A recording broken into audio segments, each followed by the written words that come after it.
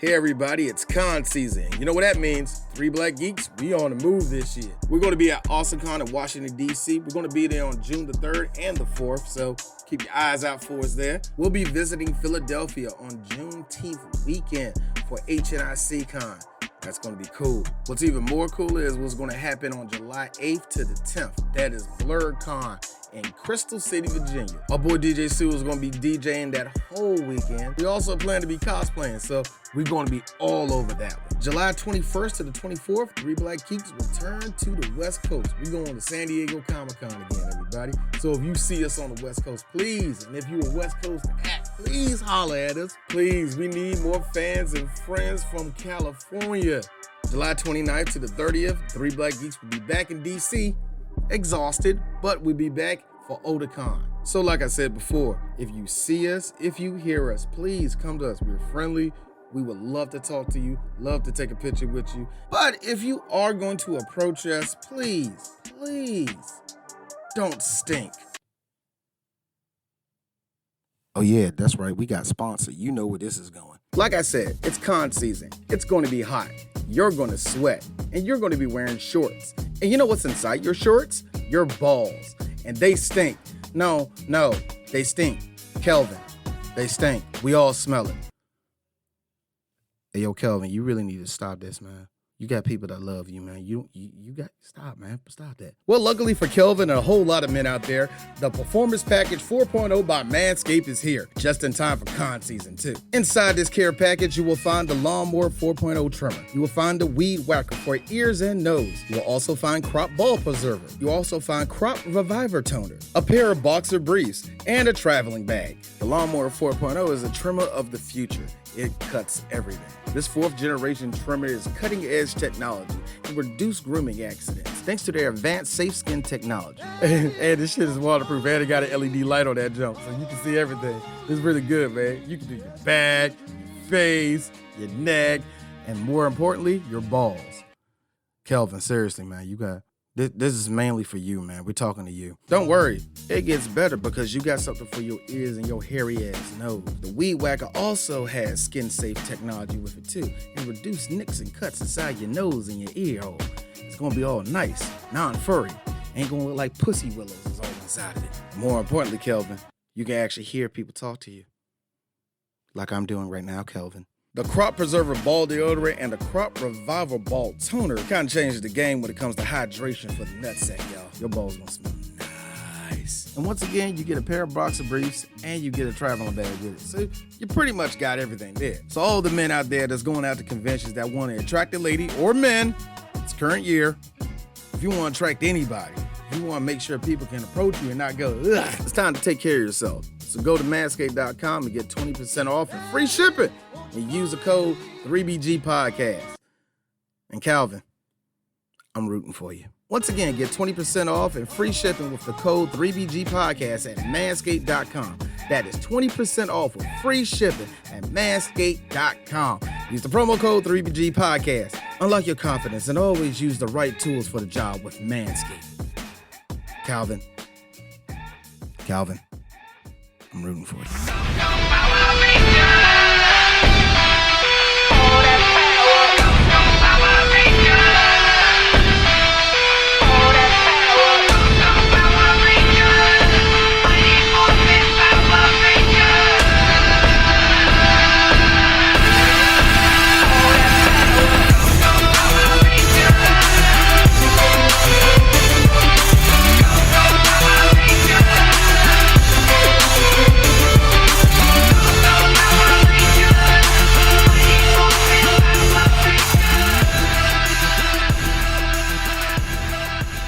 Yes, ladies and gentlemen, welcome to a proper Morphin Metacast. How's it going, Prime? Guten Tag, mein dude, and konnichiwa, bitches. Yeah, you know, me and Prime continuing our Austin St. John jokes because, you know, for those that are new here, it's been, what, last week? This is when the incident popped off? Yeah, it's been about a week now, hasn't it? Yeah. I think you could take a look at this picture here and get an assumption of what really happened, you know. and you know, look, I'm all about giving people the benefit of the doubt. I am too. But when they released that initial Instagram statement and they deployed the white man, he's a husband and a father defense. I was like, oh yeah, he did that shit. I was like, he's 1000% guilty, bro. To quote somebody, you're telling me that the fraud NFT guy that we knew was a fraud, who was working with the ex voice actor, got himself arrested again, and in the same big old arrest as the first Red Power Ranger? Yeah. TMZ reported that he got the big old kick down the door and got arrested by the feds. Color me shocked. Now, here's my thing, and I think we talked about this a little bit on the commentary episode, and we talked a little bit about it in the group chats. Mm-hmm. But the speed at which he got out, some snitching had to be involved, man. Like he had to have given up something or somebody. I mean, he said in his live stream, which smart. I mean, as he should. He should not. Yeah. I mean, I thought it was kind of suspect that he announced he was doing a live stream, but you do you, boo. Yeah. And basically it was along the lines of, I'm going to fight this, and I'm like, all right. I mean, you have your right as a citizen to fight it. That's cool. And basically, more or less, I'm paraphrasing, basically said, fuck the haters. Let's get this merchandise money. Right, keep buying those overpriced upsold Funko Pops, and Papa needs a Saul Goodman. So again, I don't hate Austin St. John. It's just the situation is funny, and I'm gonna get these jokes off. I just want to say, like, we don't hold. I'm sorry, I'm using the I statements. I don't hold any ill will towards Austin, but this shit's just funny to me. That's that's my skin in the game. Look. I got my jokes off when Ricardo Medina stabbed that motherfucker. And I got my jokes off like, well, he's clearly method acting because he was playing this character from Samurai that season and clearly was like, hey, sometimes you got to stab a motherfucker. I mean, truly, sometimes violence is the answer. And then when we find out that it was like, yeah, you didn't have to stab the guy, it's like, oh shit, he had to go to jail. Damn. I'm like, oh yeah, that was a choice you made there, Decker. But he's out of jail apparently now, so clearly it wasn't the manslaughter that gives you life in jail. Our legal system at work, y'all. That's messed up, but you're right. I mean, what else can I say to that? All I know is if that was Walter Jones that stabbed the motherfucker, well, Walter Jones still be in jail. That's all I'm saying. All I'm saying is if I knew if the Black Overdrive Ranger did something, we would have put that motherfucker up under the fucking premises. Never seen him or his box braids again. And so here's my thing also. Yeah. So when it came out, I believe it was the Green Ranger from Dino Charge. Yeah, Dino Charge. Dino Charge. Yeah, he came out and basically was like, well, if the people making Power Rangers, I'm paraphrasing them, so please forgive me if I misquote him. It's not my intention. Mm-hmm. But to paraphrase him, he said that if basically the people making Power Rangers had paid their actors more, then he wouldn't have resorted to fraud. And okay, that's a take. It's an interesting take. I was like, my rebuttal there would be, what would money he would have made some 20 years ago would have had to do with him scamming getting money now? Like, let's not get the game twisted. Like, it wasn't poor people who was scamming the PPP system. It was motherfuckers who were millionaires and had banking. It was like, fraud isn't people committing fraud isn't like a wealth gap. Like, it isn't like a threshold. Like, we're middle class. Right. It isn't like, oh man, you got to be, dirt poor to commit fraud. No, nope, that's across the broad there, bro, buddy. Mm-hmm. And that's not a failing of his employment. I think that's a failing of his. No, look, again, I'm not gonna make any statements. I'm not gonna make any judgment. The man is innocent until proven guilty. Yeah. But I'll just say this is a general statement. Anyone committing fraud, especially fraud to that level, that's not an indictment on any payment or lack of their payment. That's an indictment on the choices that they've made. Because that's a conscious choice. Anyway, I'm about to. No, I mean, might as well talk about it. I mean, because to me, it was like, all right, cool. I mean, if you're innocent, cool. But my thing was like, if you're innocent, don't you? Again, usually people in that position have people that kind of give him advice on that. So it's like clearly, Right. like you run a business, there you don't have somebody that like helps you run the Austin St. John business. And maybe that was the problem. Maybe he had someone in that position he thought he could trust, and maybe they just thought like, oh man, the government give him free money. Let's just capitalize on it. See, that was my thinking, that maybe that could be the case. But again, I'm still getting them jokes off. But at the same time, it's like, but why would the feds arrest you and not your boy? And that, yeah, that's. I mean, and don't say because he's high profile, because I will laugh in your fucking face Dane and Cook's not brother, stop laughing. Dane Cook's brother got arrested, and he was stealing from Dane Cook and was on some shady shit. And they arrested his brother, not Dane Cook, his brother. Right. And it could be a situation of, well, maybe Austin's names were on the checks. Maybe they leverage Austin's clout. I don't know. Prime, speaking of names, it's something when they put the names out of people did it. It said Jason Lawrence Geiger. Sorry for putting his government name out there, aka Austin St. John. The government did it. Hold on. The government put it out there. My bad. Jason Lawrence Geiger, aka Austin St. John. You're thinking, all right, we know who are, but whatever, right? It's like they put they put aka Red Power Ranger at the end to really emphasize to folks that, oh, this is the Red Power Ranger. This ain't this ain't Austin St. John from bumfuck nowhere. This is the Red Ranger. I feel like whoever wrote that indictment, they had to either be a fan, a fucking troll, or they wanted to make sure, like, why is who literally fucking who? Like, Austin, who gets off in the federal agency? Could you imagine? Could you imagine that one job you did 20-some odd fucking years ago? Like, that's the only acting credit you known for, and that shit follows you for the rest of your. Imagine if Sarah Michelle Gellar got arrested tomorrow. It was like Sarah, aka Buffy the Vampire. Not even the character's name, not Buffy Ann Summers, but aka Buffy the Vampire Slayer. Can you fucking imagine? Hold on, I take it back. Not Sarah Michelle Gellar. Who was the first homegirl? Chrissy Swanson. Yeah. Man, she got fucking arrested and that shit said aka Buffy the Vampire Slayer. Get the fuck out of here.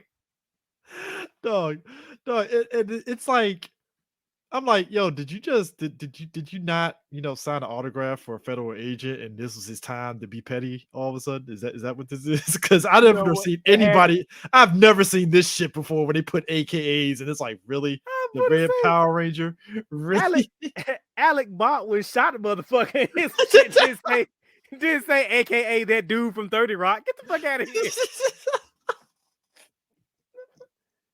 What are you doing? Ricardo Medina didn't even get that shit, and he stabbed a guy. I was about to say they did. Well, if in Ricardo's case, it probably would be AKA that dude who was on that one gay MTV show. It's like Undressed or something like that. What's the show called?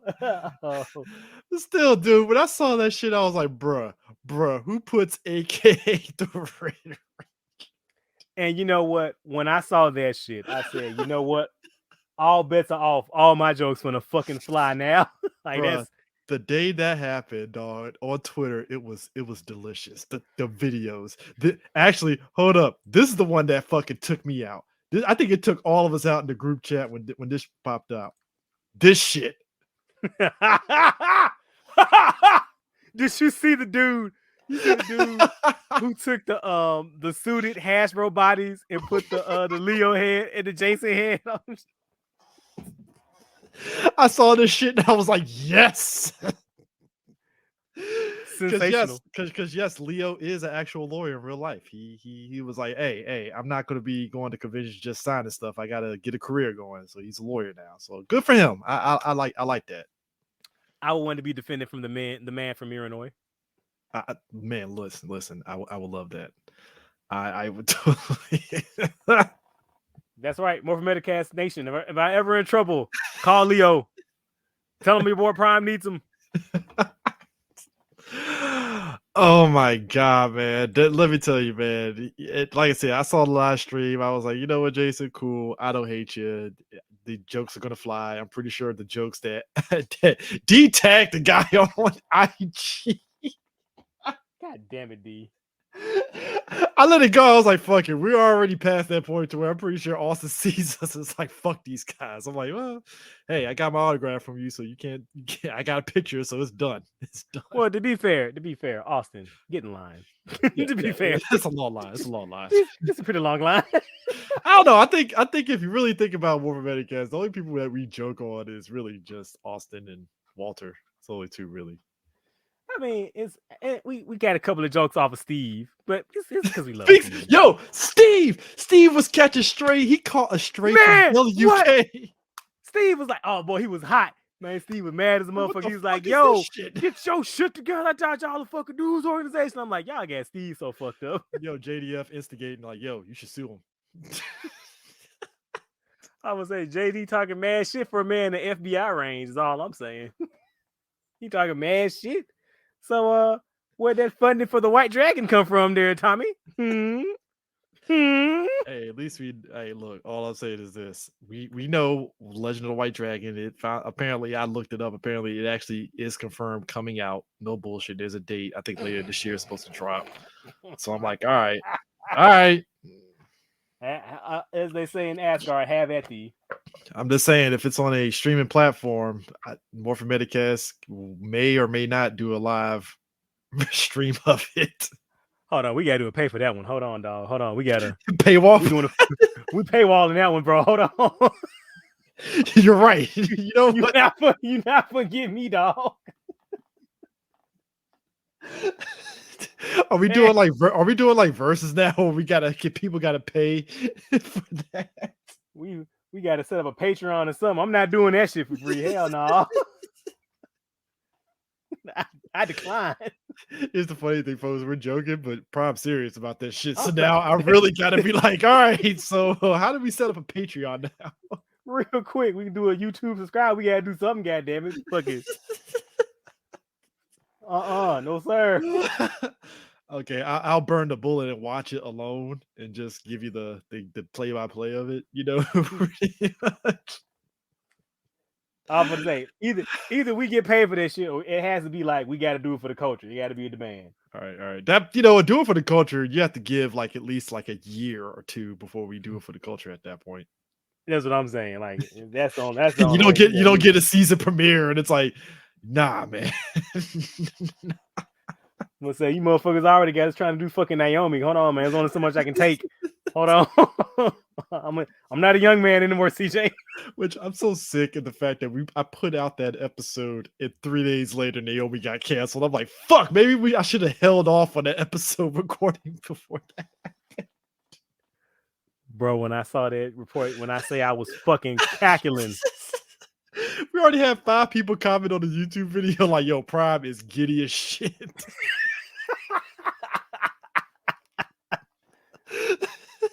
Did you see that fucking somebody dug up that tweet I did when I was praying for Batwoman to be canceled? That like that man prayed his hate.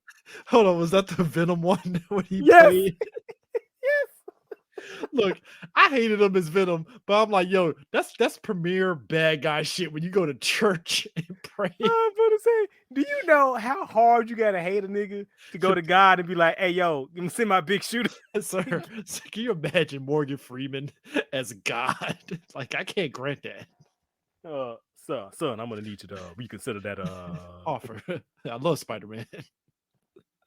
That Peter Parker does good deeds. And everybody gets one. Didn't you know? You didn't know? Oh fuck, man.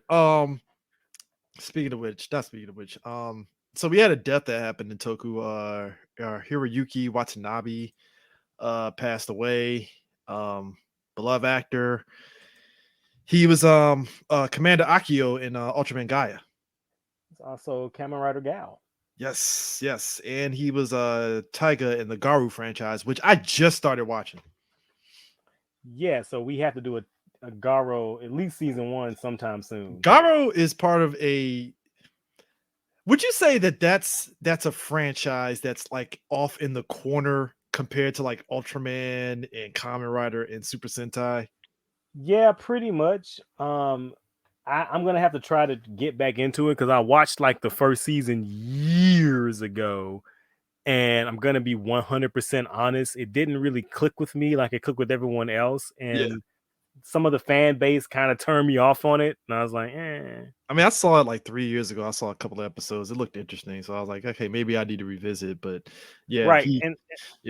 But yeah, not to get sidetracked from this man and his body at work. So it's a tragic way, especially the way that he is no longer with us. So 66, man. It's crazy how 66 is still young. That is very young. And you know, as if you're ever feeling any kind of way, just know that the world is a better place with you than it would be without you. And if you ever just need someone to talk to, there are resources. Hell, you can reach out to us on Twitter. Oh well, and get I statements. If you can reach out to me on Twitter, you know, if you just need someone to talk to, just you know. I found out it was suicide. I was like, oh damn. Yeah. So just he was in the Gamera movies too.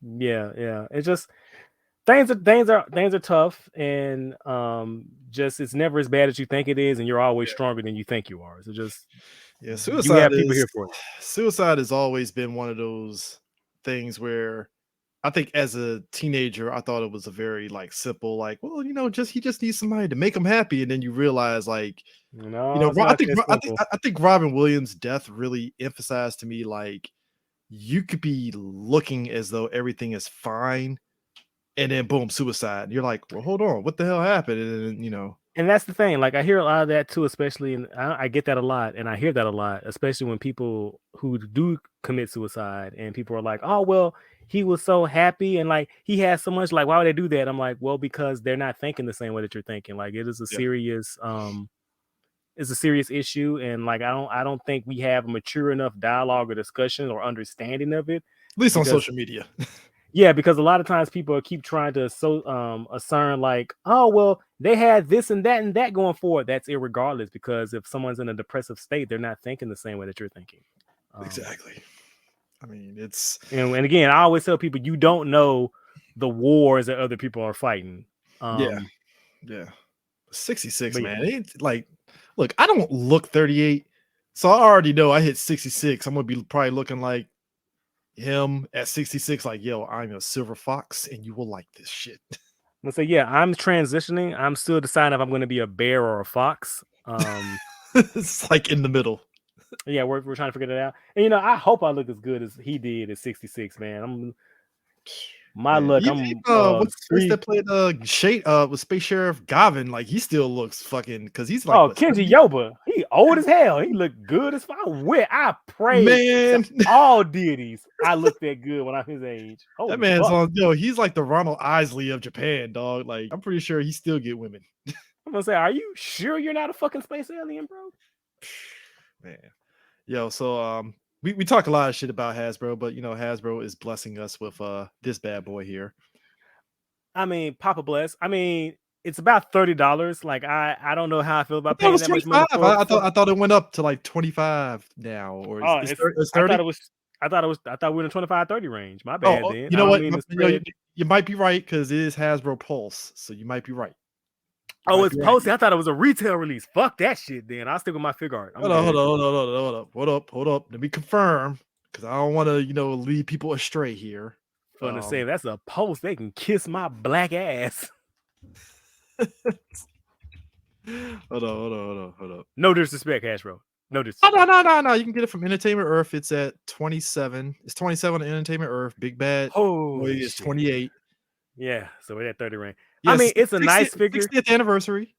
It's a nice figure. I mean, he's a little bulkier than Toei Spider-Man, but they're using that same standard Spider-Man body that I'm looking at right now on my shelf, by the way. Yeah. I got the Infinity War Spider-Man on my shelf. I didn't take out the box, but it's sitting in the box on the shelf. And I mean, look, if I see it in the stores, I can't say I won't be tempted to not get it, but it's not a priority. It is nice, and it might be really cool to have as a novelty, but I think I'm okay with the figure art right now. Yeah. So last week also, we got the double whammy of I'm gonna call it a stealth drop, because this shit came out of nowhere. So Billy is getting a Lightning Collection helmet. Utterly shocked, because we had Kimberly, but the add on to it is oh shit, roleplay Lancer, which means that I'm assuming Hasbro is pretty much just going to do all the MMPR weapons at this point. I hope so. And my question would be, do you get them individually or do you wait for that big ass commemorative box set? Prime already put the money for this, so I might as well get them all individually. I didn't get the power sword because I'm like, fuck this. I want to see if I can combine all of them with the Bandai Legacy power sword to see if it works. Yes, please. Because I bought that Legacy power sword when Toys R Us was going out of business. R.I.P. to a legend. Yeah, to a legend. Well, unless you live in Canada or overseas, but to a legend in the States. Well, actually, apparently Toys R Us is coming back in the States, but it's like little kiosks and shit. Kiosk stores, basically. They're not like, hey, we're opening stores again. It's like, nah, if you're lucky enough to live in a state that has a small Toys R Us, cool, you know. Yeah, every time I see it, I just go, fuck you, ketchup, man. But yeah, it's interesting. Now I like the fact that the Power Lance is adult friendly. It's adult size, so like, all right, cool. Because I thought it was gonna be like kiddie. Because if you were born back in the 90s, yeah, the toys. Yeah, I have that one. I still have those. It's an admirable effort, but it definitely was. Even as a kid, I felt I wanted bigger. Yeah, and I felt some type of way because the Lance couldn't combine. I was like, what type of bullshit is this? I can't get jiggy with this. I can't at all. It's just like, why? So I had a feeling though. See, I felt Bandai was bullshitting when they had the license of doing all the weapons because they kept skipping around because they had the Dragon Dagger, Red Ranger Sword, and the Gold Ranger staff. We got the Power Blaster too. And the Power Blaster, but everybody was wondering, are we going to get the other weapons? And I remember a Bandai representative was saying, we're thinking about it and stuff. And Bandai's mandate was basically, it's monetary ultimately at the end of the business. Saba. Saba. And a lot of it was just, it boiled down to just like money. Like, how much did this weapon sell? And is it reasonable for us to put out another weapon? Basically. Right. And I really wish they were a little more strategic. I feel like they led with the big guns. Well, obviously because they had to make sure the line was successful. Because toy business is a fickle bitch. Cut the game. Yeah, and so you know what? Now that I say it out loud, now that I'm thinking about it, I think it makes sense that they led with what they led with. Mm-hmm. I just wish that maybe after Saba they could have been, maybe a little more playful because I would have loved to have had like maybe the Turbo Blaster or that would be great. The Spiral Saber would be fucking phenomenal to have. The Quantum Ranger gun that transforms to a sword. The fucking V Lancers. Yes. I would kill for a dope ass Quasar Saber. Man. The fact that I have to go to Etsy to get like a legit Quasar Saber says a lot. I mean, the market is there. The market's there for it, It's just one of those like, what is Hasbro going to cut corners on, and right. That's also the fear. Yeah. So, but also too, Wild Force Blue is coming. So I guess this is the second Wild Force because we had. Oh wow, his boots are correct. Dope. Shocking, ain't it? Amazing. Count the stripes. Are the stripes right? Hold on, Prime. This is a promo pic, so the real one. Step back, they might fuck up. This motherfucker might come out with a gray stripe and some pink boots on. Let me hold up. Because you remember when they gave us that whole Zeo Blue and he had the weapon, and then when it came out, it had no weapon, and now I have to get the fucking cog to get the weapon now, and I'm like, thanks, Hasbro. I mean, I was gonna get a cog anyway because reasons, but damn, like, how do you drop the ball on that? And it kills me. It looks dope though. It looks dope. Like people steal White Knight for them. I don't understand, bro. I mean, I saw somebody compare like, hey, here's the Bandai Red Ranger and here's the Lightning Collection Red Ranger. I like the Lightning Collection one better. I'm like, okay, I get it. You didn't like the muscular of the Bandai Legacy. I understand. I get it. I don't either. But I could live with the muscular butt when I could find a product in the store, have fewer quality control fucking issues, and even Bandai at least showed at least half a fuck. You know what I mean? Like not even a full fuck. It course corrected, and I think the later legacy figures came with the individual Ranger weapons for late, like the other seasons they did.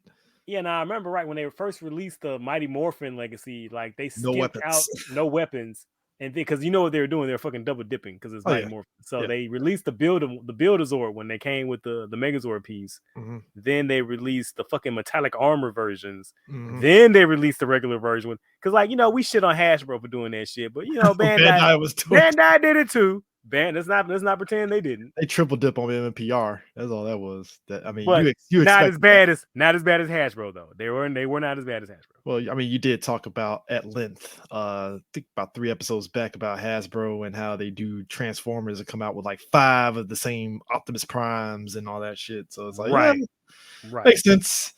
But then, as we always talk about with Hasbro, you're thinking, all right, we got some good things. Where does the other shoe drop? Quite quickly. This shit. So apparently, they're coming out with Lightning Collection. Was it selfie series? Selfie series, where you take a picture of your face and they'll put it on a figure. We still haven't gotten Beast Morphers Yellow. CJ.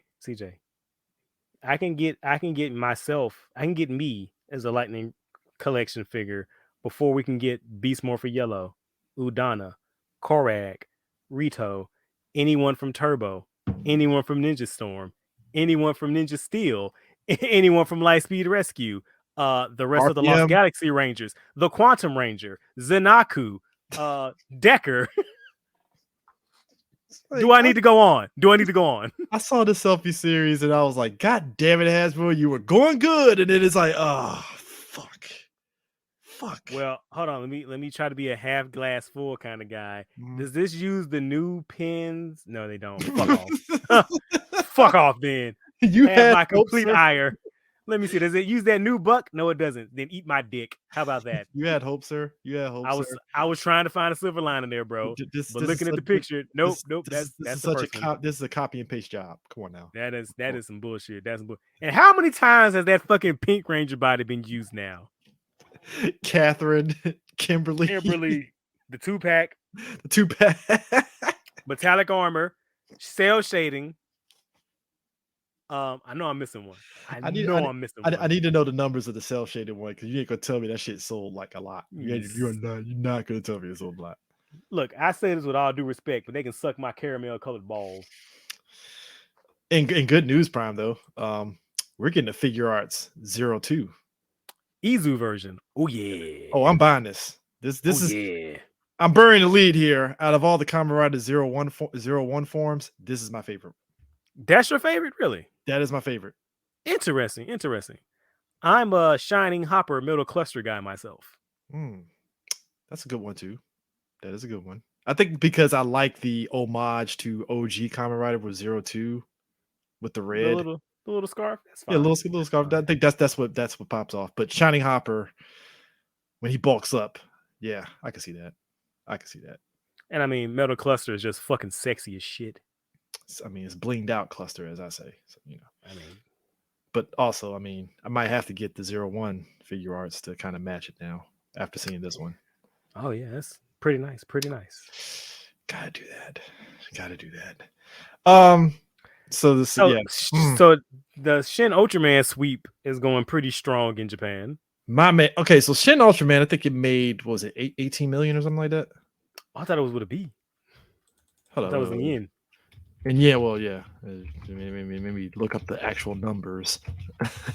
We live, baby. All I'm saying is Shin Ultraman made a lot of fucking money at the box office. Like it's singing to the bank. Which I'm like, damn it. And so Shin Ultraman, which I saw, you see the picture of like Shin Ultraman standing in front of Shin Godzilla. Like it beat the Shin Godzilla box office. That's how big it is.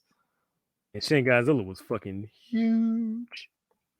So over 1 million tickets have been sold. Shin Ultraman earned over 1.5 billion yen, approximately 12 million USD. That is ridiculous. Sensational. So when are we getting it? Subro, Mill Creek, Funimation. Anybody? Let me get a movie. Who distributed Shin Ultraman? I mean Shin Godzilla. Funimation. Sony. Well, they might do that then. If that's the case. If I'm mistaken, if I remember right. Yeah, I think Okay. it was them. I think it was. Okay. Not to be outdone though, the same week that this thing was breaking records, Shin Kamen Rider got a teaser trailer that came out, and we can looks fucking tight. Share this shit real quick because I think the last episode we showed pictures of it with him in the pictures, but this is like the official, like, oh shit, like they did it. Haha, there it is.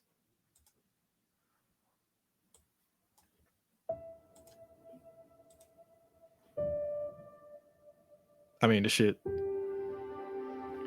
I mean, it straight up looks like a fucking fanboy made this movie. I mean, G-Prime, how could you tell? Literally watching this man's fan fucking fiction. Scarf, the belt, shocker, boom. And they fighting in the same place from the first fucking episode, bro. Do you think we're gonna get 2 in this too? Yeah, he is. They just showed Ichimonji. Oh, that's what it was? Oh, okay. All right. Damn. Now my thing is this: do you feel that this is definitely? Do you foresee this being like the thing that's going to be better than what they did with Kamen Rider the first and the second? Tone wise. As far as tone wise, I'm gonna say yes. Now I like Kamen Rider the first a lot. Yeah. But based on what we're seeing, like I'm picking up what they're putting down. Mm-hmm. Although minor nitpick, this is just me. It's really bothering me that guy's Hongo was so much shorter than Ichimonji. Like it really. That is a nitpick that I understand. I totally understand. I'm like, why are you so shorter than him? Anyway, we'll see. Like, I'm pretty excited to see how it shapes up. Like, you know, I think I've gone on record. Like, I'm not the biggest Anno fan in the world, although I do love Shin Godzilla, which on paper I should hate that movie, but it's one of my favorite fucking Godzilla movies. I think because Anno actually had people near him to tell him no. Right, because you know Anno would have went up his own ass in Shin Godzilla and it would have really fucked it up. So he had somebody in that writer's room like, nah, we're not doing that shit, Anno. Not today. So we'll see. You know, he seems to be a happy person. And, you know, like I say, like, despite how I feel about a lot of his works, like, the more I see, like, behind the scenes interviews or, like, read his thoughts or see his shit in his personal life, I'm just like, damn, the dude is literally me. Holy fuck. I mean, you know, still fuck Evangelion, but, you know. But I mean, I respect the behind the scenes feature where he was working and he just stopped everything to watch Ultraman Tiga. I was like, damn, I've never felt more connected or related to a person. He's a G. He is a G. That is some gangster ass shit. He's just like in the middle of working. Oh shit, Tiga's on. Stop. Like, oh, that's fucking dope. Yeah. So Shin Ultraman made 15 million on his second weekend. So yeah, that shit's like killing it over there. Oh, let's fucking go. Please, somebody, can I get an announcement? Supro, Mill Creek, anybody, anyone, fandom, please. Now I'm wondering, is this going to be pressure on Shin Kamen Rider to do box office numbers? That's my thing. Well, I mean, it's got the momentum, so it should do some numbers. Should. Now, my next question is, when are we going to get some Shin Go Ranger? Look, Shin Go Ranger, I'm in. Like Shin Go Ranger.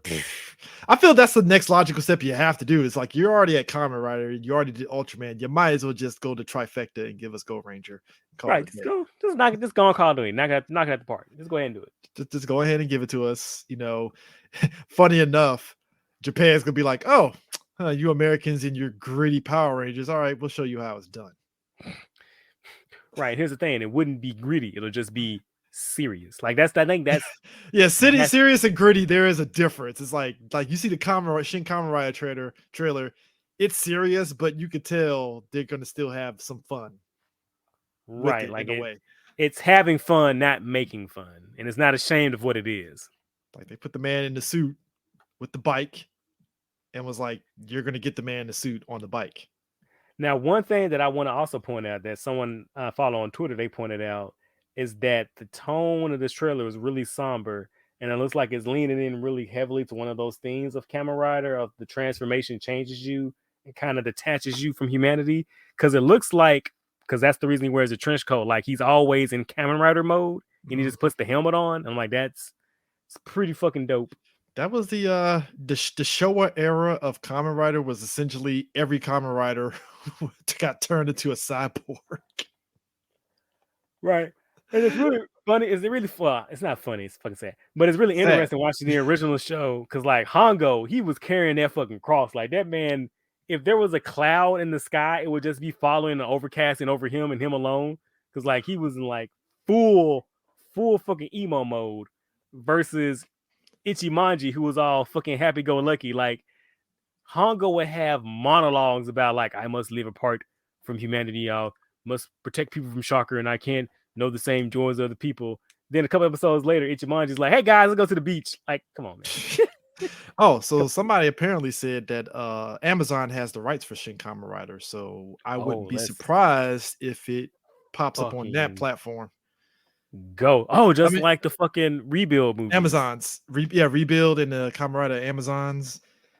So, I mean, and I think Shin Ultraman has a Netflix deal. So I wouldn't be surprised you see Shin Ultraman on Netflix. But I kind of want physical copies of these movies. Yeah, I do as well. And physical copy reigns supreme. Always. And Ultraman Mebius is coming out next week from Mill Creek. I just got my notification from Amazon. I'm just saying, it's just, it's just looking at Toei like, man, you're just gonna let Supro and them just teabag you the whole time. That's what we doing. I mean, they honestly at this stage, man, I feel like they honestly don't give a shit. Like, Mill Creek had a slip up with some of their DVD box sets, but overall, you're still putting them out ultimately at a good price. Right, at a good price and at a good clip. Like, we're already getting like obscure Ultraman cartoons. I'm like, what the fuck? Hold up, isn't one of the new Ultraman movies? I think that's like the anniversary or whatever, bringing like the American Ultraman into the mix in the movie. Yes, Ultraman Jonas and crew, was it the Destin Crossroads? They just had a fucking stream of that yesterday, and the rental should be up on Ultraman Connection today. We talked about that. What was it? What was the last Ultraman show that we talked about? Was it Orb? Was it Orb? Did we talk about? We haven't talked about Orb. Not Orb. I forgot the other one we talked about, but it was the aspect of you get Ultraman that just pop up in the episode from previous seasons for no reason, but you just enjoy the ride. That's Ultraman. It's like, all right, just go ahead and throw the American one that nobody really talks about into our movie. We don't care. Fuck it. Might as well just right. Everything's canon. Suck it. Believe in supremacy. Trust me, folks. If you're into Ultraman, you're gonna look like Charlie from It's Always Sunny with the fucking craze looking the cigarette in your mouth. Trust me, if you think hard about continuity Ultraman, you're gonna bust a brain vessel. Just it's best not to think about continuity in a fluid way. Just let it go. Right. Just enjoy the ride. Enjoy the ride. Enjoy seeing Tiga pop up out of nowhere for no reason. Because Tiga. Yeah, Tiga. Hell, isn't the new Ultraman season pretty much like a spiritual successor to Tiga? No, it is not. And we'll talk about that. We'll get to it. At some point, we'll talk about that. But that was the word on the streets. That it was. The streets is a goddamn lie. Speaking of lies, look, between me and you, I'm still reading the books. And the Power Ranger comic books. How is that going? Please tell me. Okay, so the Eltar storyline, dope as shit. The backstory on Andros and him being like the Power Ranger for KO35, that's been great. Because it's basically explaining how Andros came to be where he is and how Zane got to that point that we see him in space and encased in cold, in cryo. So that's pretty good. But then, look, I don't hate the Omega Rangers, but then I saw this and I'm like, oh, Death Ranger. Hooray. Oh, so now we're ripping off Judge Death. Cool. And somebody said it best. So which Super Sentai group is the Death Ranger going to kill? And I was like, I'm mad that you're right. Yeah, like, taking wagers. Prime, who do you think he's going to kill? Which Super Sentai season? I'm saying Sun Vulcan. I'm gonna tap my hat and say it's either gonna be Live Man or Jet Man. Didn't Jetman get killed already? No, that was 5 Man. They Okay, got my fucked up bad. by Psycho Green. My bad. I got it mixed up. Sorry, my bad. Yeah, Jetman would be.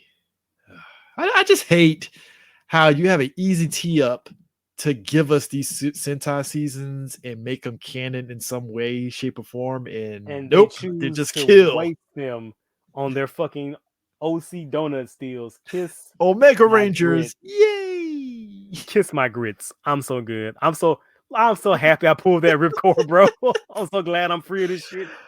I mean, look, it's definitely a design choice. Definitely. CJ, you forgot the best part. What? The fucking deaf incarnate ranger here is non-binary. Don't you feel represented?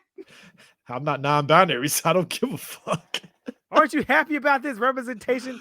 Is you glad it's finally time that they thems can be represented by genocidal maniacs and death coats? Look, the fact that they're telling us he's non-binary and not letting the story tell us that he's non-binary. I just want to say the fact that they led with that shit should tell you every fucking thing you need to know about this dog shit. Get that shit off the screen. Next story.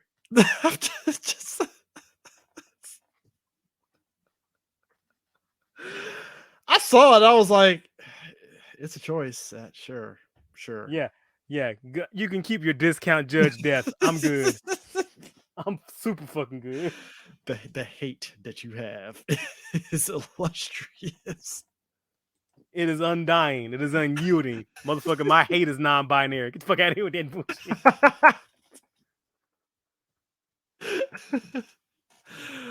Oh man. Have you been watching the Don Brothers? Yes, I am completely caught up on Don Brothers, and it is quite easily so far one of the best Sentais we've had in a long, long while. And I am so nervous because I am waiting for that shoe to drop. I'm like, when it can't be this consistently good week after week. Like, it can't be.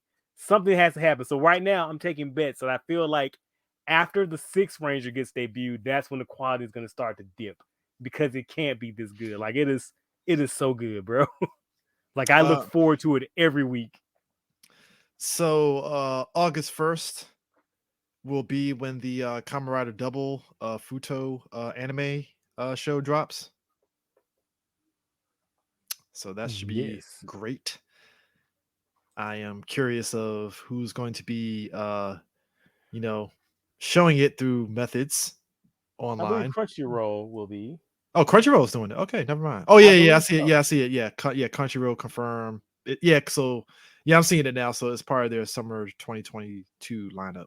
Okay, cool. And can I just say that it's fucking wild as shit to me that Toei is doing this Kamen Rider Double anime as a sequel to the original show based on a manga, but the original show is not outside of 2 episodes on YouTube.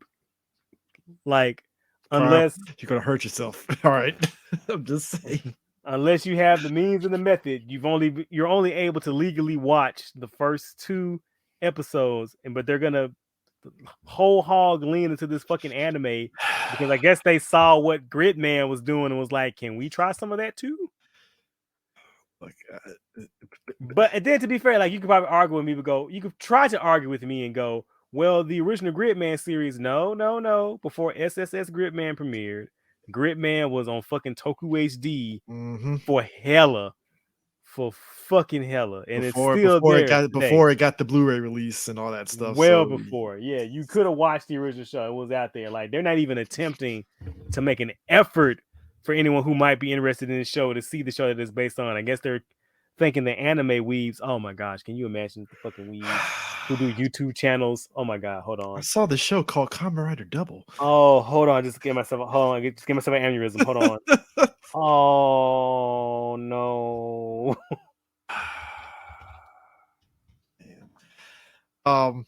Speaking of which, I'm going to finish up the Ultraman Netflix season 2 because even though it's short, I think I watched the first 2 and then I had to like catch up on the other stuff. But I like what I see so far, but it definitely feels like Yeah. it feels like it's the calm before the storm before we get the bigger storylines. Yeah, Basically.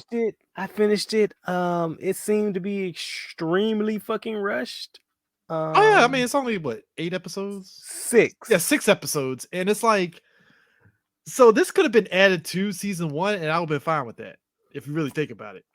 Yeah, and I hate to use this terminology, but like this whole season felt like DLC. It felt like a fucking side It really quest. the only difference is we didn't have to pay for it, so it's like, all right. Well, I But paid for it in my time. you know what? You're right. You're right. I look. The visuals of all 6 Ultraman is dope, but it's just like, can we get to the meat of the story? Because I'm like getting halfway through the manga and it's really good, and I'm like, come on, man, like Yeah, it's another thing. They cut out so much from the manga. yeah, Bro. I'm like, whoa, they cut out a bunch of shit. like Taro's whole thing. It like really season 2. From I'm taking a wild guess. It's very much focused more so on Taro than the other Yes, 5. he is the main character of this show. Yeah. And that's only for the first 2 episodes. I'm gathered that I was like, they're focusing a lot on Taro more so than the other ones. So and that's why I feel it felt like this season was literally just all right. We're not. This is like you said DLC before we get to the bigger story. And I feel really bad because I kind of like Shinjiro. I'm like, I didn't think Yeah. I don't think he was a bad protagonist. I mean, I thought he was a standard, shonen plucky young boy protag. Like he wasn't fucking cringy. Yeah, I mean, it's like the Netflix thing. Like you said, it's making me wonder what are they going to cut for season 3. Like that's what I think. I am starting to get worried. Like, what are you cutting for season 3 now? Like,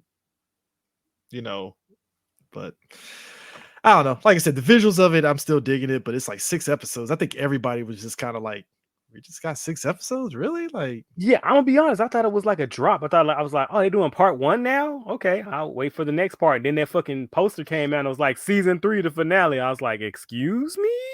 I mean, but then again, what we're hearing about Netflix revamping and firing a lot of people, I'm kind of afraid of if we're going to even get a season 3 of Ultraman.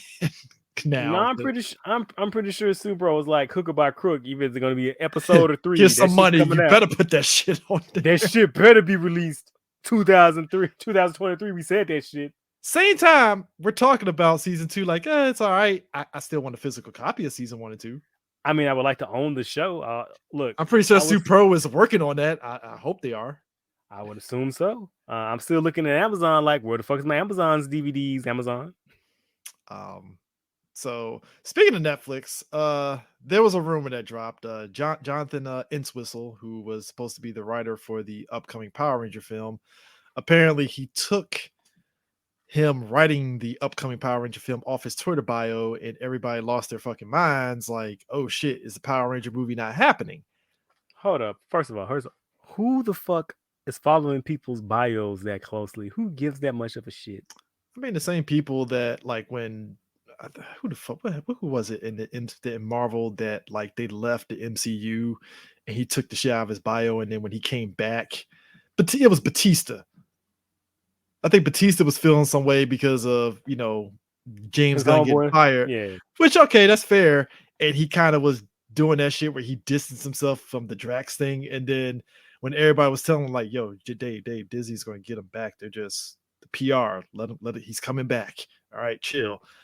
He took it out of his bio, and everybody's like, "Oh shit, Dave Bautista, he hates Disney." And then all of a sudden, like 2 months later, they hired him back, and I'm like, "All right, cool, I guess." Why are you? You know what? Like I say, do you, boo? Not my monkeys, not my circus. This is our favorite guys at the Illuminati who got heat checked this week. So how's that reunion special coming, guys? Man, fuck y'all. AB Joe literally was like, "Yeah, I don't know anything about a goddamn reunion special. What are you talking about? I'm over here directing episodes of what was it? Was it The Flash? Superman and Lois? Yes, Superman and Lois. Like, what are you talking about? I ain't doing a reunion. Getting the CW money." And then motherfuckers is like, "Well, Andrew Garfield lied about bro." That's Andrew Garfield. That's Marvel. They have to keep shit a secret. That's a difference. Bro. That's a big difference. If they were cooking up a big ass reunion special, do you think Hasbro won't even let it be quiet that they're releasing some shitty action figures? You think they're not? If there was a reunion special, JDF's ass would have been the first person talking about it. I'm gonna say, do you think fucking Jason David Frank would keep that a goddamn secret? JDF would have went live on his stream and be like, guys, you got to understand. Guys, guess what? JDF would have went on his stream the second he signed the contract with script in fucking hand showing pages from this shit on his Instagram story. The fuck y'all talking about? Sharp has a good point though for the Kamen Rider Double. Yeah, the music gonna be on point because I think they dropped the music for it. And Eternal's doing the insert song or the OP. Mm-hmm. It's gonna be fucking dope. Yeah, but look, we saw what's happening with Netflix and their restructuring. I wouldn't be surprised if, other than the TV show, Netflix is kind of on the bubble of wanting to bankroll a Power Ranger movie now. And you know what? I don't blame them. I don't blame them. Would you rather continue doing a TV show where you're getting consistent stuff off the TV show, or put a lot of money into a movie franchise that may or may not bring in new people? Because Netflix, let's just be real, their business model caught up with them, which is why they had to restructure. And what have I been saying? You know what?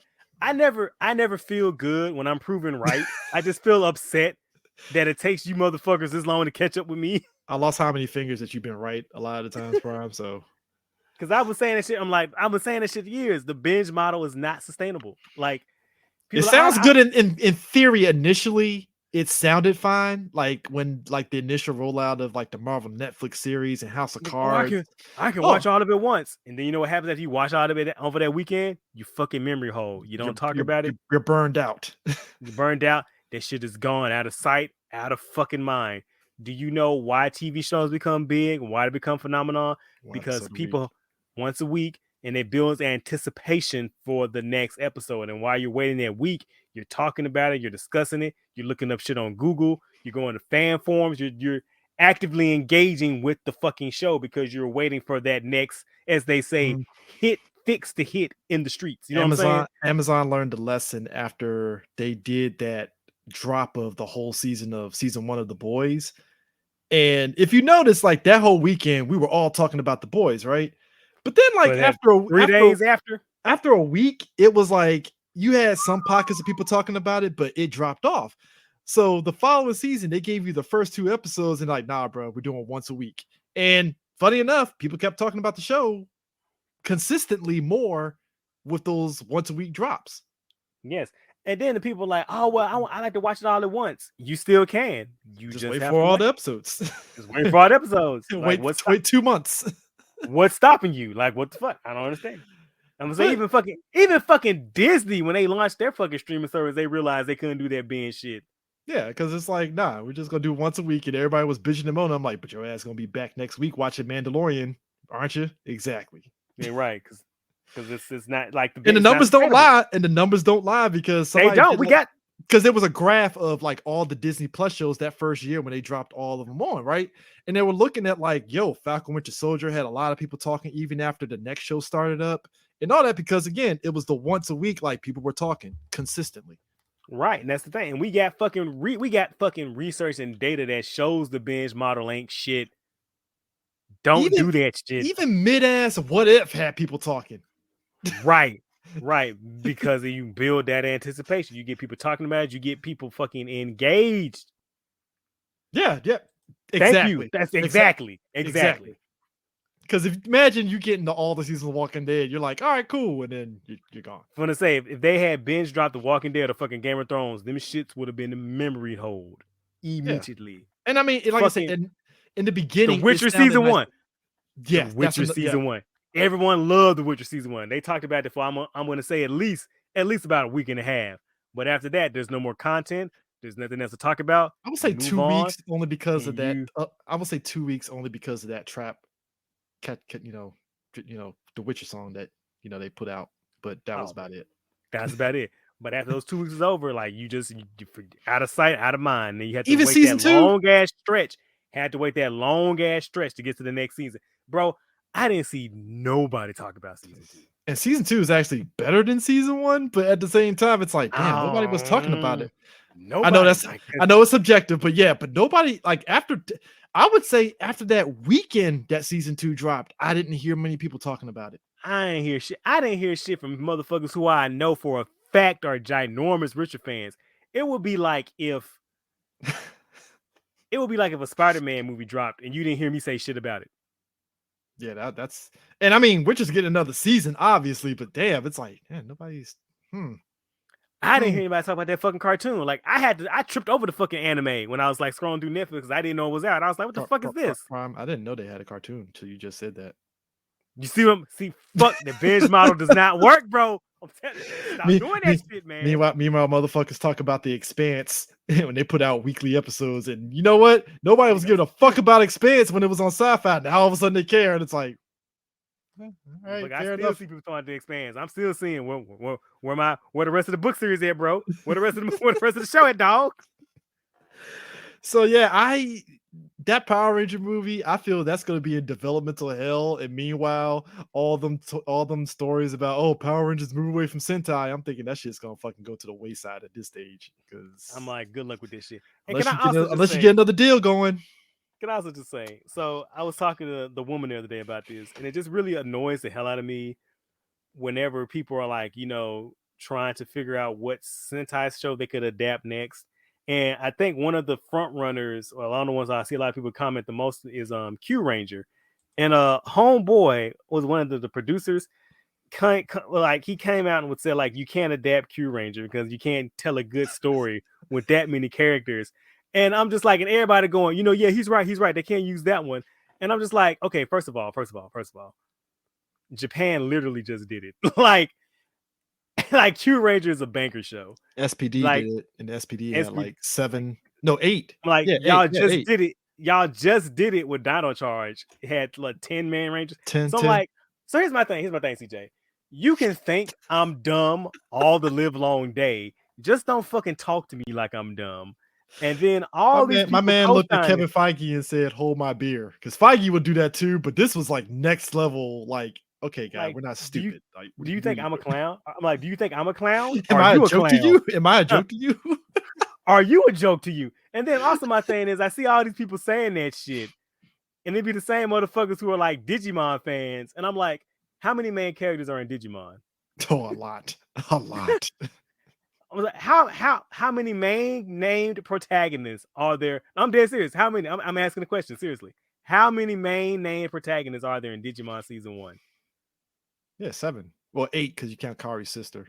I mean, plus Ty's sister, so it's 8. Plus their partners. So that's 16. You have 16 main characters. Yeah, you saying Digimon season 1 is not a good show? You cap. And then season 2 adds those 16 on top of 8 more. 8 more. Yeah. And they all each have unique, distinct personality and voices. It can be done if you do the job of let me check my notes here. Writing. How about that? What a fucking concept. This is also brought to you by the same person who's like, you can't do Lupin Ranger versus Potter Ranger because cops. I'm like, bullshit. Man, dog, don't get me started tonight. Dog, dude, especially after that crazy ass broad who came out with SPD. Please don't get me started tonight. Please don't get me started. Long story short, old girl, there was a lady who was part of that guy with the glasses that sat there and only watched like 2 episodes of, well, actually technically 1 episode of SPD. No, 15 minutes of 1 episode. 15 minutes of one SPD, and chimed in, so they made the black man a thief. And I'm like, I guess maybe he technically is a thief, but he's like Robin Hood. Like did you watch the show? Like, you watch the show, dog. And then it's propaganda. I'm like, no, shockingly enough, SPD is like not. It shows a lot of new for a fucking children's show that aired like 20-something years ago. It's like the early 2000s. It's very fucking nuanced. It shows like a lot of sides, a lot of different arguments, and a lot of different fucking perspectives. If you let me check my notes here, watch the goddamn show. Like the 2 characters, Z and Jack, are literally like, hey, why are you fighting us and arresting us? We're just trying to help poor people out that you guys didn't, want to fuck with. And it's like, fancy that. And then on the back of this shit, I saw the most white man ever response to that. When people were calling Jack a Robin Hood, he was like, well, it's not good to steal from companies to help the poor people. I'm like, excuse me, white man? You get out of my face. I'm like, I beg your fucking pardon. Are you? Hold Excuse on. me. What? Excuse Me? I'm like, do are you? we have to go brother Umar on you right now? Like, excuse me. Excuse me. Hold on. When Sharpo says she watches the WCW episodes of Baywatch for a living, she doesn't get nuance.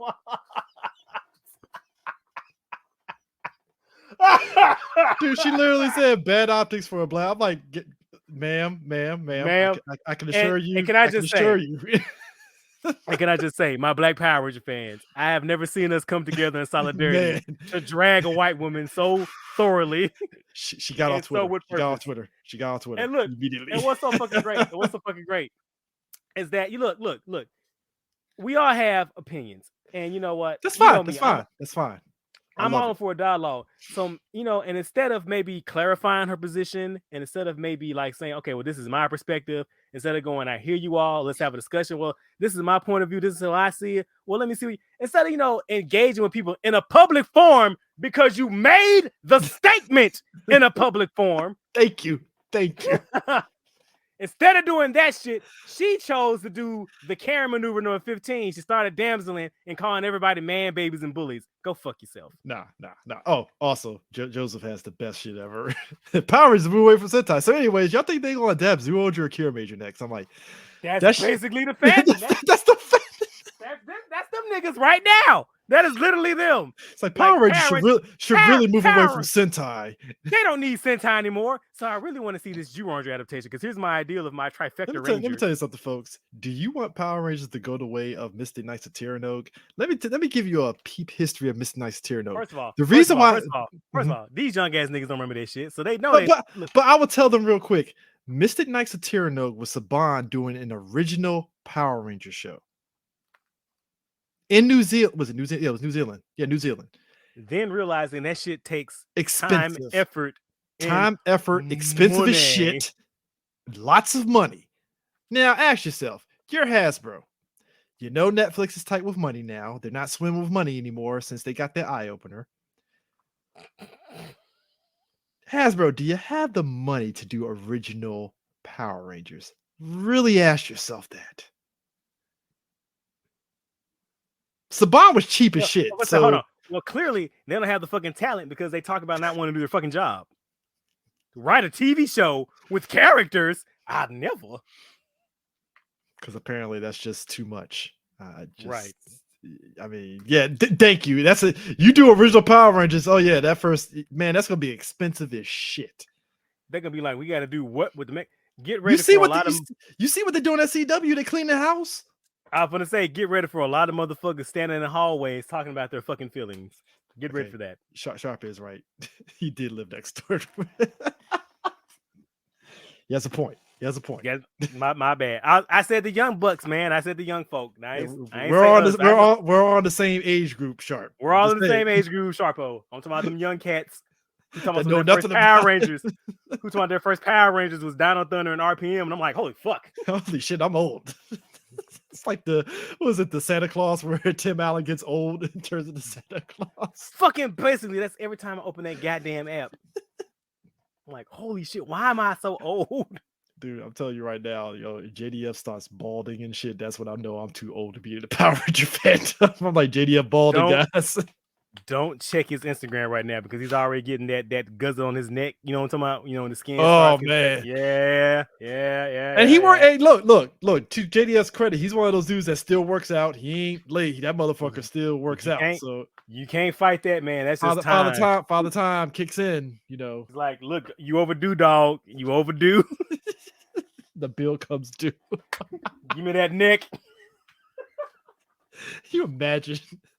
Fucking Chuita Edgefer just comes up behind Tommy. I'm like, 12 years a slave? Why are you wearing a cloak? You here to take my martial arts? Yes, too many martial artists. Bam. Takes Tommy. More. Hold on, Def. I'll give you an autograph and a Funko Pop. Free of charge. I mean, $5. I mean, $10. I'm sorry. Time out for a second. that was the most cold-hearted scene ever. You made that man a paraplegic again. I'm like, damn, dude, you can't let the man walk. Bill comes through. You heard the man. Hey, look, you know what, man? That's how I knew that's how I knew Mordo was gonna be a villain. When you take somebody's walking ability away. Well, hold on. To take what Sharpo say, look, the CW approach could work with Go-Go Power Rangers. You're right.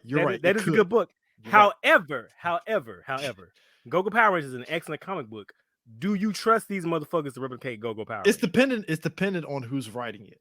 That's the thing. If they get new writers and they don't stick with those, it's like, all right, dog. With our fucking luck and their fucking knack, we'll get the fucking Batwoman crew on this shit. Oh my god! Don't put that evil on that Prime. Don't do that. I ain't put the evil on shit. The evil exists in the world. I'm just calling out the way the flow is going. How you know what?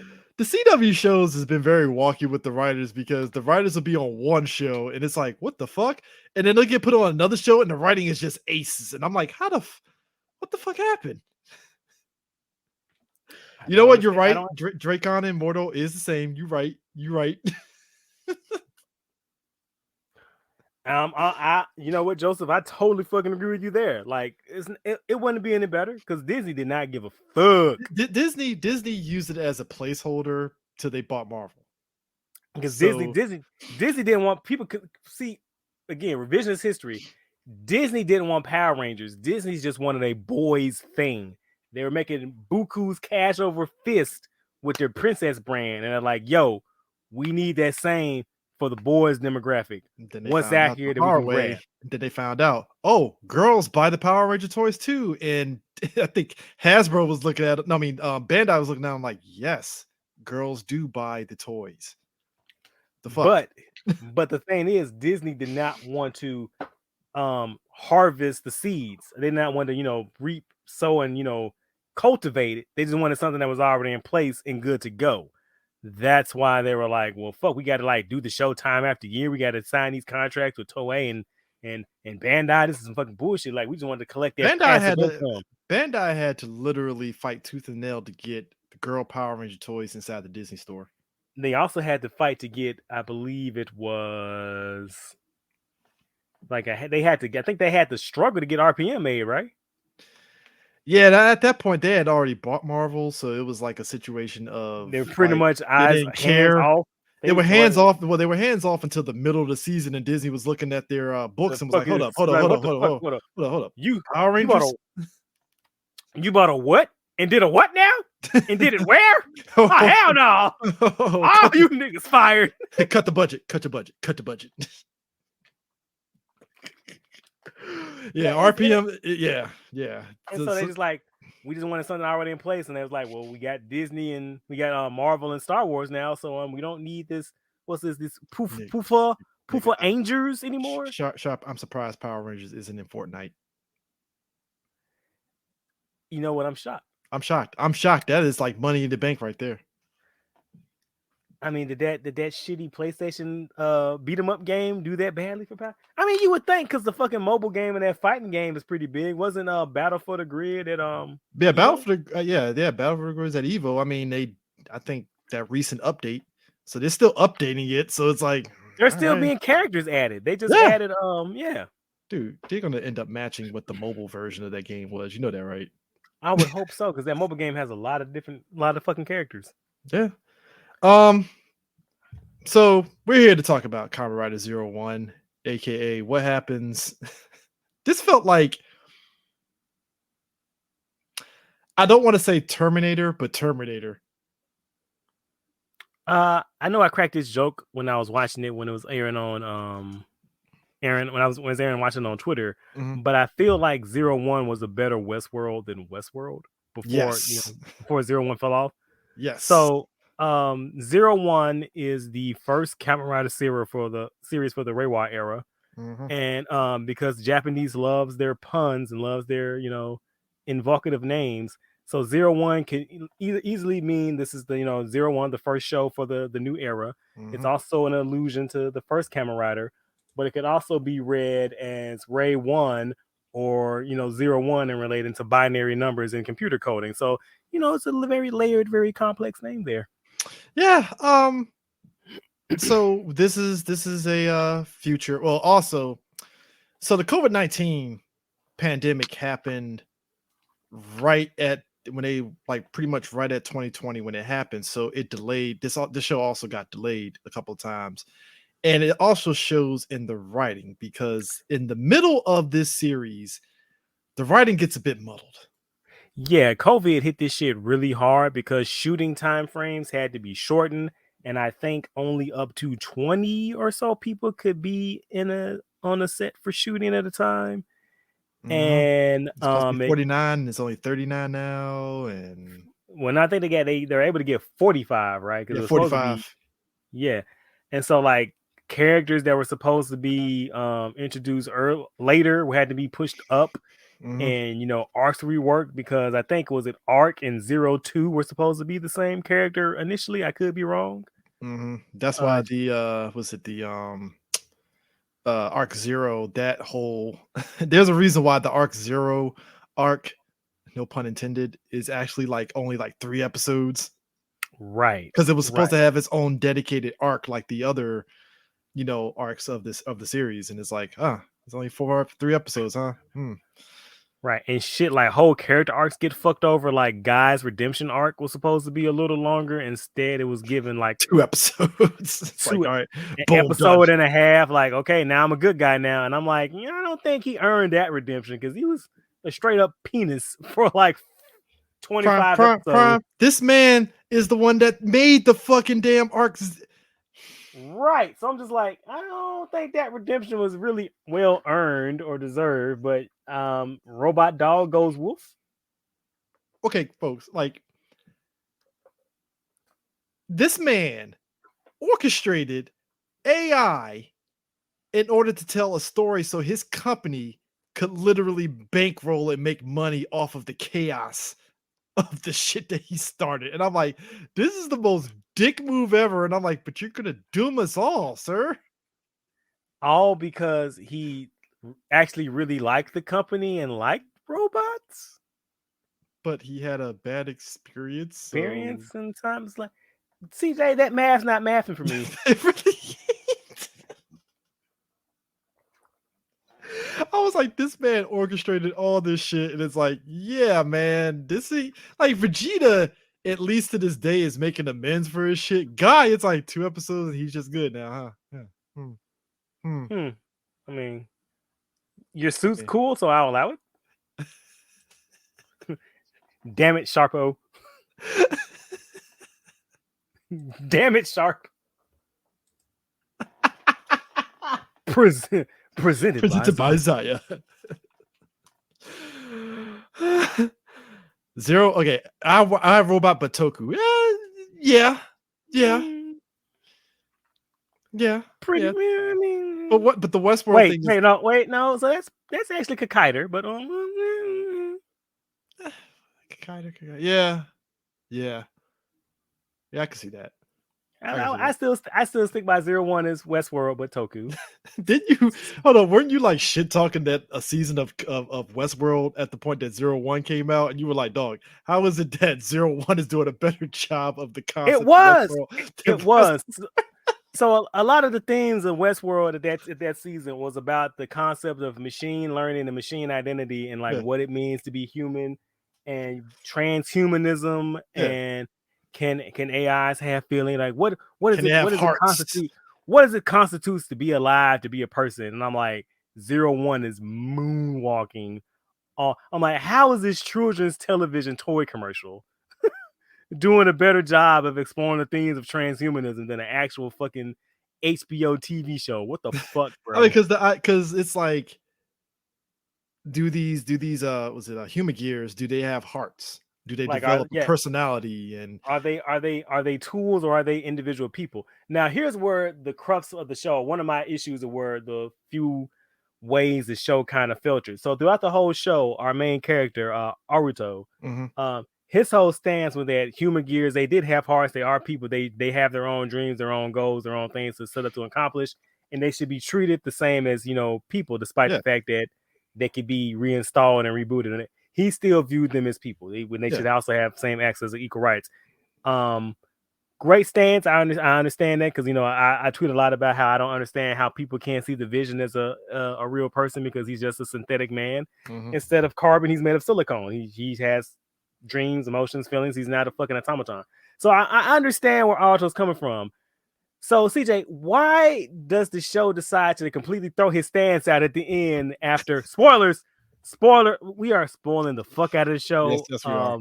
So I'm going to stop right now. If you're listening to the show, I give Zero One a recommend. Your mileage may vary. It goes. It smooths out by the end. It smooths out. Like it stumbles in the middle. I feel it smooths out. Even bumpy. I think it's even bumpier toward the end. But it achieves an ending. I would say watch it, check it out if you get a chance. You can. It's on Tokusatsu, or you can buy the physical media DVDs. That sweet Blu-ray from Shout Factory. That includes, I think, the movies. Yeah, specials. It includes one movie, and it includes the recap specials. Yep. It includes the epilogue movie, real time, and it includes the recap specials. So check it out, go watch it because we're getting ready to spoil the fuck out of this show. So if you are still here, I think I talked long enough. Anything you hear now is at your own motherfucking discretion. So tell me why, CJ, Aruto's whole stance goes out the fucking window the second Izu dies, and he goes like, okay, well, let me just replace this Izu with another Izu and pretend they're the same one. I'm like, bro, what? Because he saved the data inside the card and just boom. But it wasn't. It was an entirely new robot. He's gonna pretend was Izu. Like her data was destroyed. Like that was a crucial plot point when Harubi fucking killed her. Well, like he didn't. The data wasn't backed up. She was gone. That was it. Izu was gone forever. And he's like, oh well, just gonna grab this other one and pretend she's the same. Like, bro, what? Just reboot it up, do a Windows reboot and just give her this memory from last time we talked, and then boom, it's golden. It's great. He didn't. That's the thing. She wasn't. That was a brand new model Izu. She had no connection to the previous one. Brand factor. That was like if you died and I went and grabbed another random ass tall nigga and just said, I'm gonna call you CJ and treat you like CJ from now on out. Yeah, that's true. That's what this shit was and like. The thing of it is like that was the thing that hit the other arc of Aruto becomes Kamen Rider Arc 0, and he's gonna kill Harubi for doing it. And it's like, all right, and like you said, by the end, it's like, oh, we got a new Izu, so we're back to normal. The gang is back together, and I'm like, that. Like, but no, she's dead. Like you know what? You know what, dog? I thought you would know better. You were raised by a fucking human being. I would hope. Because then I raised the question, like, well, why didn't you do the same thing when your dad died? Why didn't you replace that human gear? What was that? What? I mean, you know, Aruto's dad transforms into a Kamen Rider. Was he transform into? I forgot. Is it the kind of like the OG Kamen Rider, but in the kind of like the Zero One. What was the name of that motherfucker? I think it was a Kamen Rider Ichigata. Ichigata? Yeah, Ichigata. Yeah. Kind of has the look of the OG Kamen Rider, basically, which fucking dope. Yeah. Rocking Hopper. And yes, I agree with Sharpo. Like, it's not the same as Big Hero 6 because that Baymax backed up. That was a backup. Yeah. So essentially, this was literally a brand new, fresh out the factory Izu. It'll be like no memory. It'd be like Big Hero 6 ends with, hey, we got Baymax back, and it's just day 0 Betamax and not the one from the whole movie. No, it would be like we got Baymax back, but it's not Baymax. It's an entirely different fucking robot that they just painted white and they're saying it's Baymax and they're gonna treat it like it's Baymax. Izu was his Robo Wafu. I ain't gonna lie. I mean, she was everybody's Robo Waifu, man. She was best character. What are you talking about? I mean, even Jin was on some Izu. I mean, I was waiting for Jin to get some Izu action, but it didn't happen. Really? That's your ship? That's your ship? Hey, look. When new and improved Jin with the suit, yeah, Jin as a character goes from like a little kid to when he gets killed and comes back revived, he's like, oh, now I'm an adult now. I wear suits. I'm mature now. I'm a mature individual for adults such as I.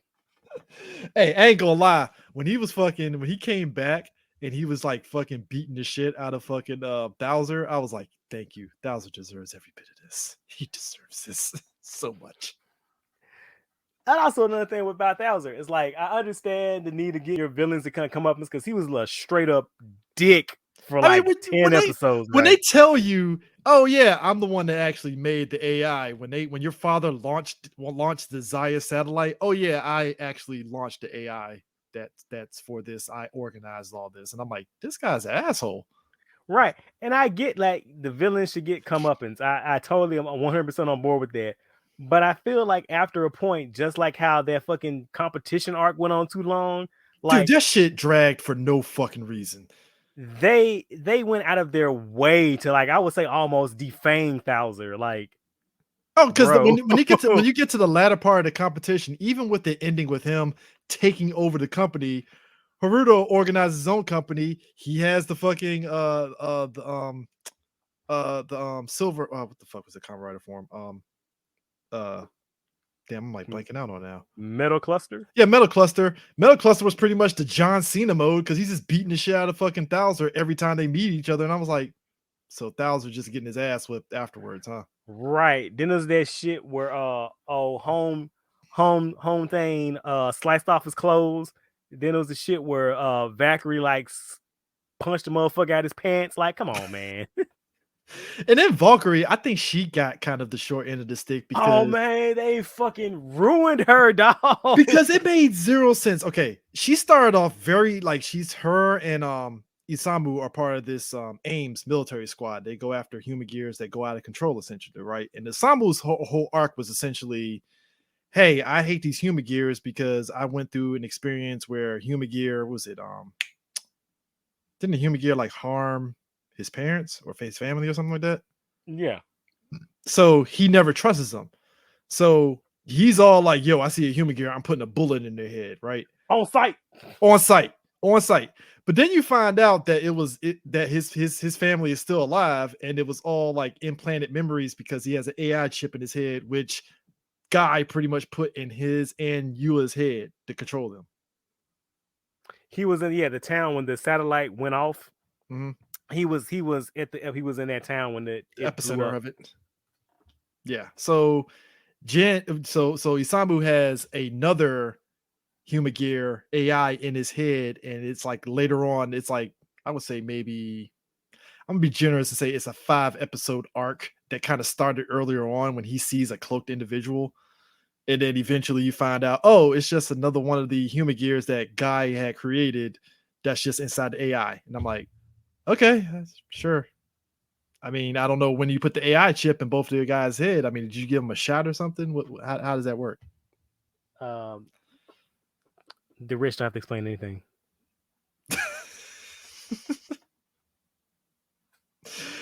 But yeah, Yua, she got the short end of the stick. She started off stoic, and then all of a sudden, she's just a yes person to Guy.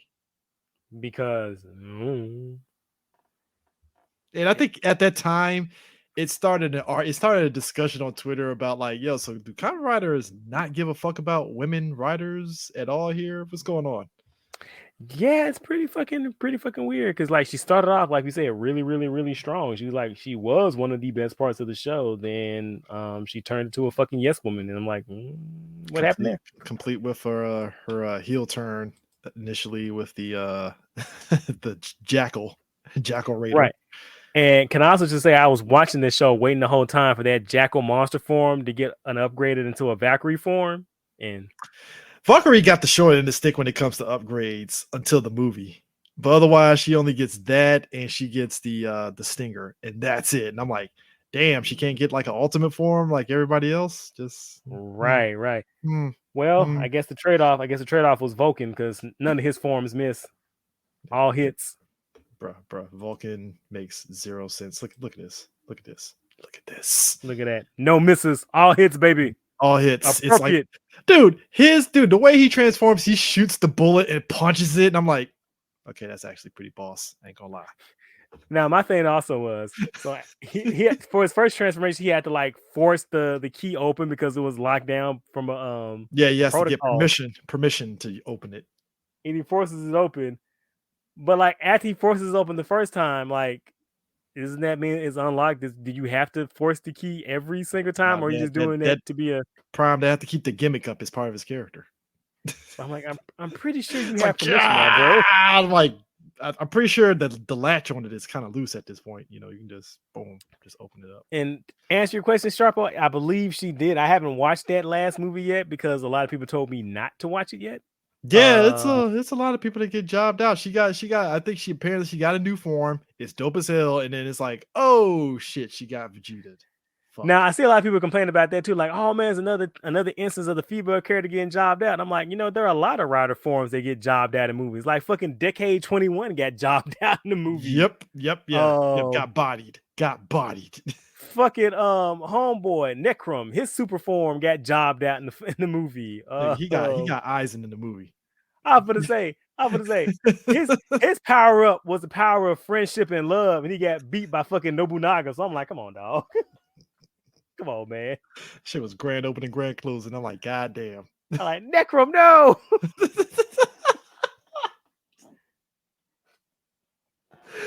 No, but you ain't lying though. Vulcan has no misses. It's like each dog.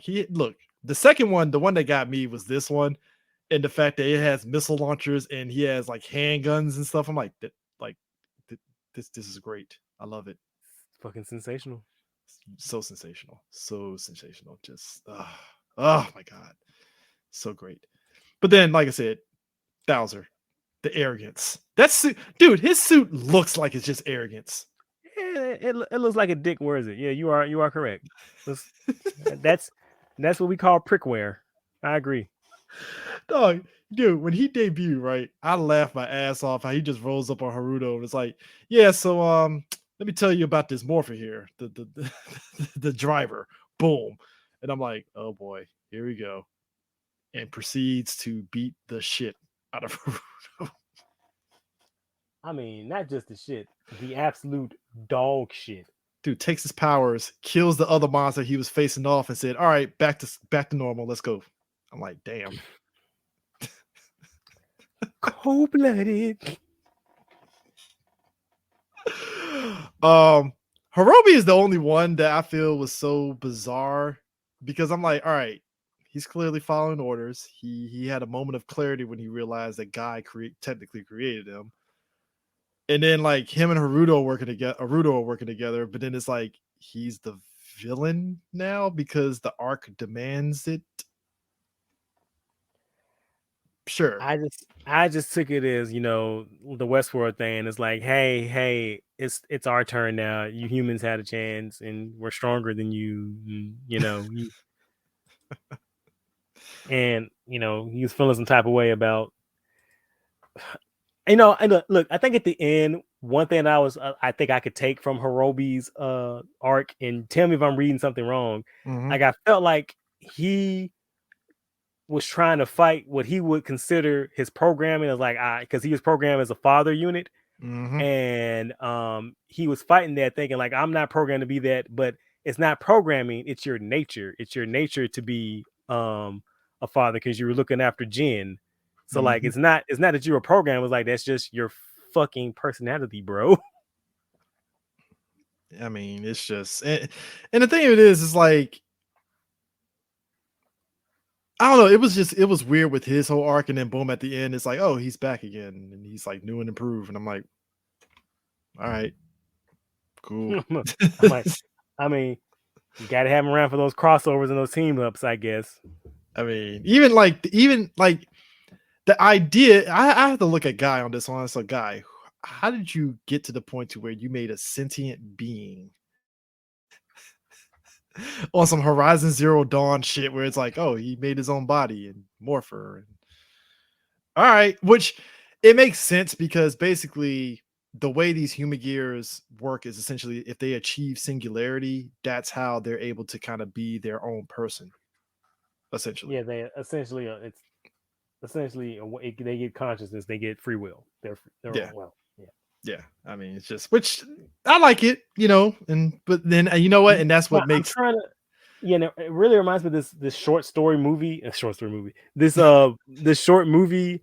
It's part of an anthology I watched. I wish I could remember the name of it, Yeah. but it was kind of similar. It was like a robot who was like being mass produced, but the robot left and went to a convent and it found religion, and so the company was coming to shut it down because the robot had gone rogue.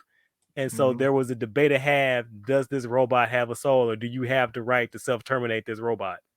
Yep. Fuck, I wish I could remember the name. It was like a really good short, but I can't remember the name of it. Yeah, yeah, it's and the thing of it is, even with the movies and such, they still do the whole thing of like the spirit of Ark still continues, and I'm like, so why are we? He's gone, But done. But does it have to though?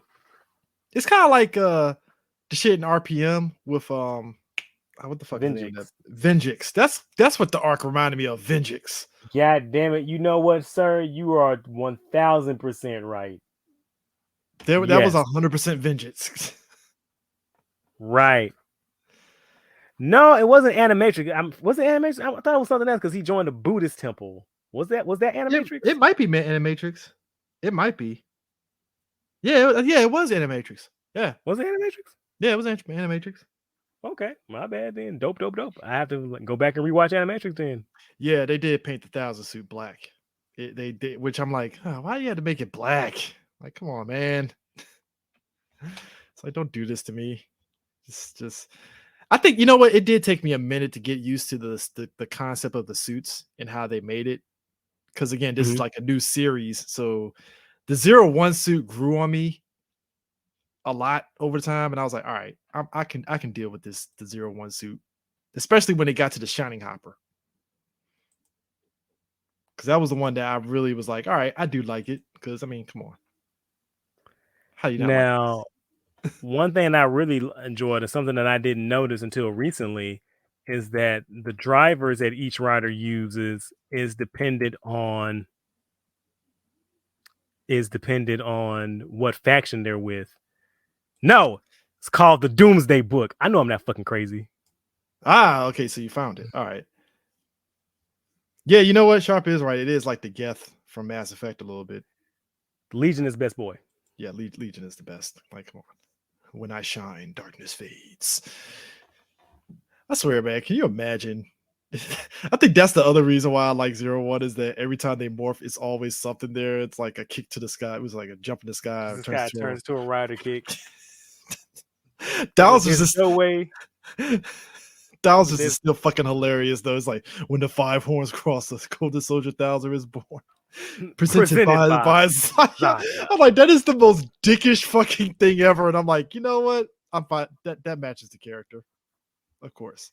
Fucking love it. And like, I love all those fucking belt jingles in this show. It has some of my favorite ones. And I'm upset that we got that point where we stopped hearing them. And I'm like, oh, but they're my favorite part of the show. I mean, Isamu's, it was like, you will not survive this. And I was like, yes, you damn right he was. You know what? That was another thing. So when Isamu got the upgrade, right, he was spitting out blood initially because apparently the form kind of puts a beating on your body.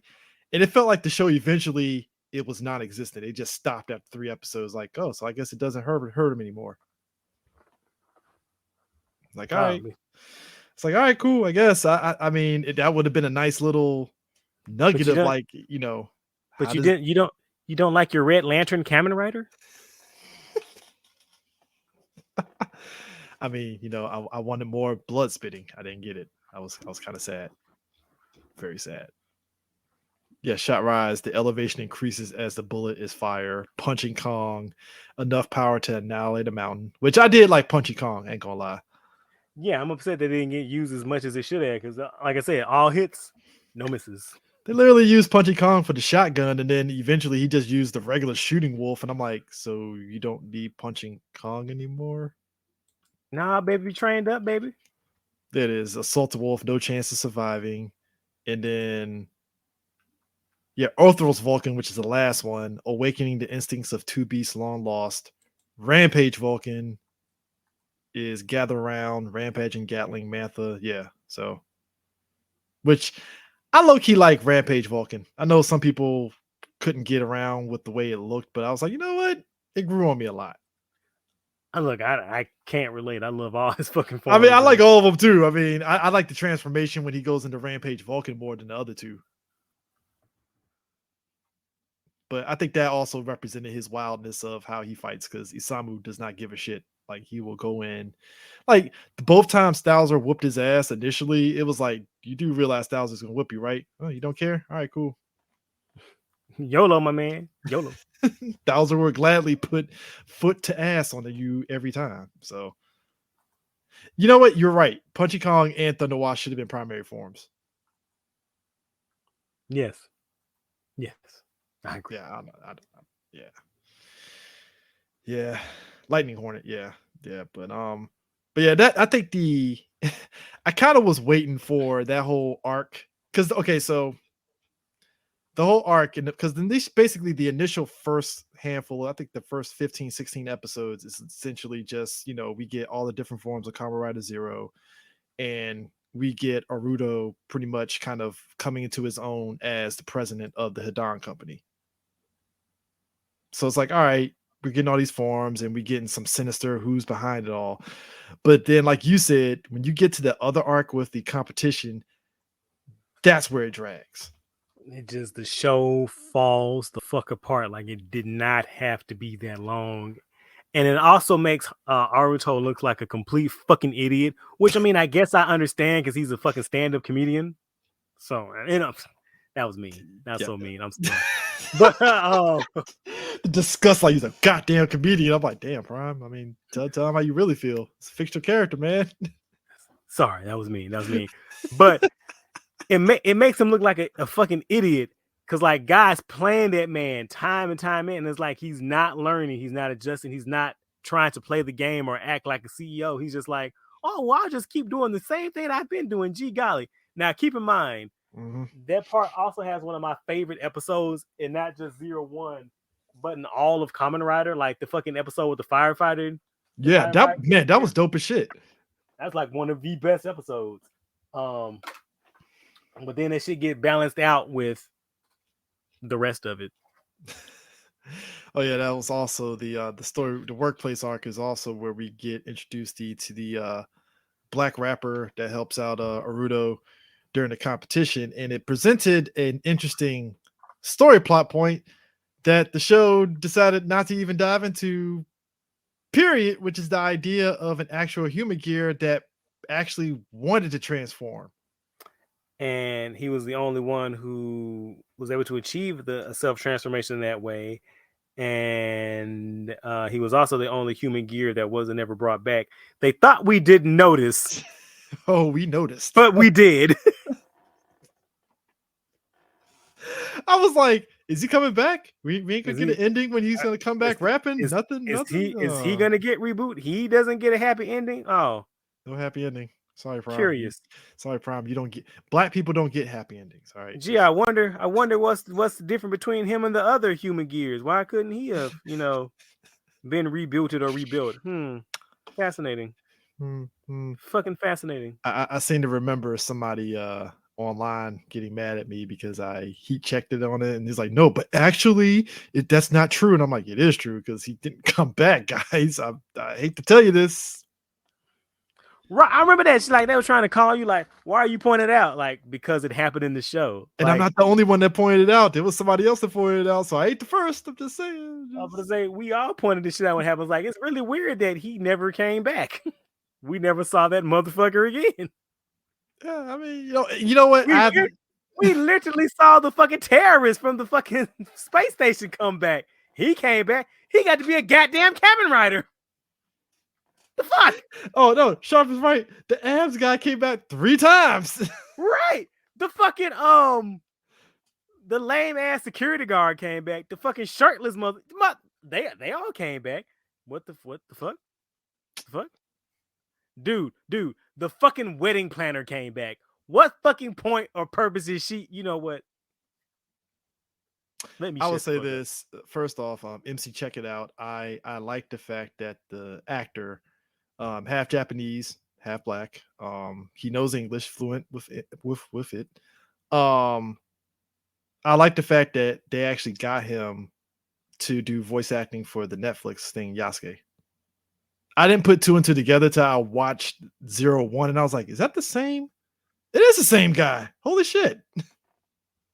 Well, that's dope. So I was like, "That's dope." You know, hey, look, this is like maybe the second black character I've seen in any sort of tokusatsu other than old boy from Blueprint and Power Ranger. So I'm happy to see that sometimes. You know, just like you gotta see that. Ultraman. Oh yeah, Ultraman. Yeah, I keep forgetting about that. But yeah, that's because I think the whole arc was literally It's literally that's what you were pointing out with it being so long. Episode 17 to 30. Holy shit.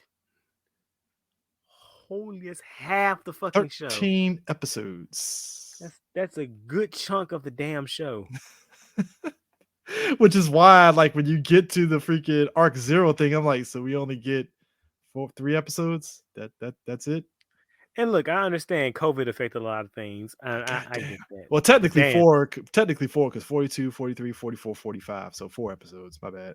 Either which way, 4 episodes feels like you could have gave 46 just to make it kind of like a 5-parter arc at least. I mean, you know? or maybe because since y'all knew y'all were gonna, I don't know, maybe this is an 11th hour thing when they realized they were gonna wrap up everything in the movie. Maybe you could have planned a little better for that. Possibly. Now, CJ, what did you feel about Great Value Unlimited Blade Works in that last episode? Why did you have to do that? Why'd you Because it's the funniest goddamn thing I ever seen about. I had to pause the episode like 3 times because I was laughing so fucking hard every time they were trying to like get the scale. Because like, look, God bless them. I appreciate what they were trying to do. Like, it's supposed to be like this field of weapons, and they're like each grabbing one and picking it up. Mm-hmm. But like every time they cut out, I was like Cloud from Final Fantasy VII when he's like picking. You know, it's like the Keyblade graveyard from Kingdom Hearts. Right. I'm like, Harvey, you gotta maybe spit shine your reality marble because like there's not enough weapons to go around for y'all to keep doing that shit. I mean, look, I kind of understand why they didn't bust out the Arudo didn't bust out the elephant a lot because that looked like that was very expensive special effects. I was saying, at least he got to bust it out more than old homeboy busted out that King Arthur armor from Saber. That shit got used twice, then got recolored into a villain. The fuck? Prime, you're nice when you say twice. I technically say 1 time. That second one was an anomaly. All right. It's an anomaly that didn't happen. I was like, hold on. He had a 2 whole episode arc about unlocking that fucking armor. He gets to wear it 1 time. He uses that robot 1 time. And then I was like, shit, we did design this model. Let's recolor it for a villain for the movies real quick. Dog, how is it that Foz's robot got more use than the fucking Saber's robot? Because it was a practical suit, sir. Autovajin actually exists in a physical space. You can touch Autovajin. You can walk around Autovajin. Autovajin casts a shadow. This is true. You're right. Look, I'd like to know the special effects crew that made the Field of Swords. I would like to know how many hours did it take you guys to render all that? It was COVID time. They didn't have that many hours, bro. I was like, look, we got a Saturday afternoon. Why that feudal documentary piece ain't filming over here? Let's go grab Toys R Us real quick, stick a couple of these swords in the ground and call that shit a day. And render all of them multiple times. Boom, done. Credits. All right, good to go. Can I get my Subway coupon now? Look. Oh, I'm sorry. This is Japan. Can I get my yakisoba coupon now? I want to need these special effects studios to start unionizing because look, we give shit to fucking Marvel and a lot of these other companies, WB, and rushing these studios and not paying them. Hey, Japan, unionize motherfuckers because dear God. Well, you know what? It's a different thing because like I would give them a little more leeway because they don't have the money and they don't have the fucking time. They're on a weekly fucking schedule. So I'm like, yeah, I kind of understand. You motherfuckers have billions of dollars. Maybe. Prime, they just now started paying writers. I give it another 10 years before they finally pay the special effects people their money. And you know what? That's the problem because somebody asked the question like, well, why does Marvel keep doing CGI for helmets and stuff when they can just make a practical effect? Well, because the props department is unionized. The props department is like, money, please. Bitch, better pay motherfucker. Better pay that money. You want this goofy ass wing helmet? You better give me some goofy ass Benjamins, bitch. Shit, 6 figures, 100,000. How about that? I mean, we can work up, and I got to take my tea breaks. I get my mandatory 15-minute breaks, baby, while I'm doing my cross stitching. You ain't lying. The God Monster's got more play than. Bro. The fucking mole Imogen from Dino got more play than that fucking King Arthur robot. Yeah, I forgot. Okay, so Hilltop, yeah. Monsters of the Week, Cat, Sith, Phantom, and Wizard. Yep. Yeah, I forgot the fucking Phantom and Wizard. Drive, I need to rewatch, so I really forgot about Roy Mude. I mean, we can always put Drive up on deck, bro. Could definitely do that. Because I've been meaning to rewatch Drive myself. Look, we talk one about of my favorite shows. We're talking about Kamen Riders that have a ton of forms. Drive said, "Hold my fucking beer," because holy shit, does Drive have like so many goddamn forms. He does, but still, O's sits in the corner and laughs. Foolish humans. You ain't want lying, forms, bitch. You want a drill? Here's a drill. Here's a handy. It's like, God damn, how many of these fucking? Oh, that's right. We're selling toys. Of course. I'm gonna say whoever at Bandai was like, what if there's a Kamen Rider that had 3 sections? God damn it, Isuke, you're a genius. Pay that man his money. What is this? It's a potted plant for your new fucking corner office, you brilliant bastard. Hey, look, 01 to their credit though, the toys for it with all the fucking keys and stuff. Like not the keys, the wow, why did I call them keys? The they're Prog Rise keys. The Prog Rise keys. I'm pretty sure they made a killing off of them. I don't know. I'm not certain. Because outside of the Kamen Rider ones, you had the Human Gear ones that they sold apparently, and then you got the special edition ones. I don't know, dude. Because like, you don't think so? They stopped making some. Like if I'm not mistaken, like a couple of ones that were used in the show never got released. Well, never mind. I was assuming it was selling like hotcakes. Check my math, but I'm pretty sure. Like I remember hearing some people talking about how some were some didn't get made, some were missing. I could be wrong though. Please check my math. All right. Who's your favorite character? Who's my favorite character? Izu. Izu. Why? I should even ask him. Yeah, so Prime, Izu's your favorite character, right? Oh, of course. Of fucking course. Fantastic character. She's like Alfred. She's loyal as fuck. She goes on a fucking arc. She has fucking personality. She's fucking charming. She's cute as a goddamn button. She has the best lines. She's like Data, except like cool. Cute.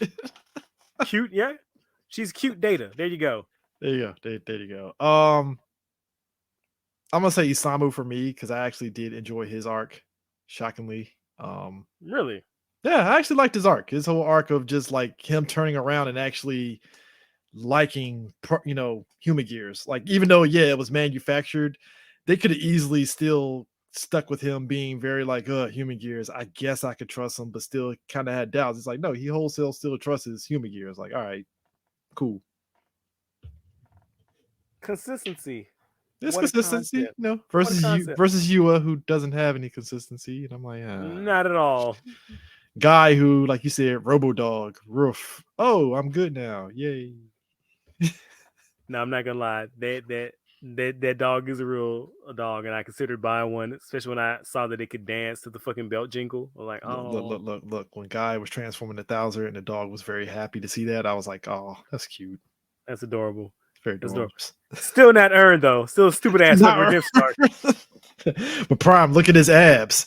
45-year-old guy who, by the way, that nigga did not look like 40. He's 45 years old. You are not going to tell me he's 45. Ain't no way. If he is, again, Maybe I gotta start eating more sushi, my man. Drinking more water than I normally drink. Jesus, I'm like, man, I gotta. Give me some more of that tea? What's that? Maybe I should be eating some instant ramen cups now. it's like this guy 45 years old. I'm like, no, this dude like he maybe 30, maybe.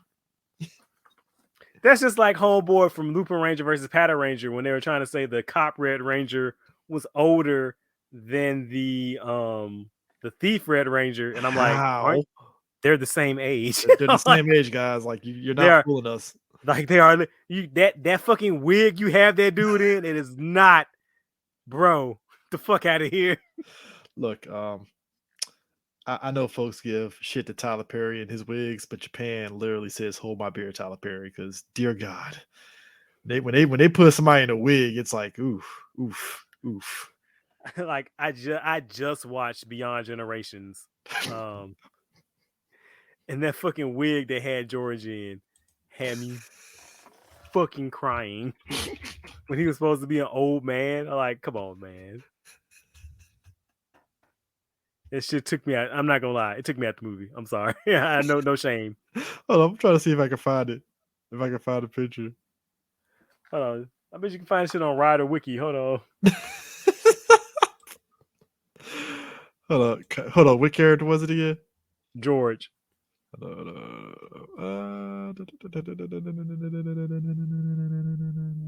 Where's he at? Where's he at? Damn. Okay. 2071 George. Holy crap. Wow. Did they try, Right. Prime? Did they try?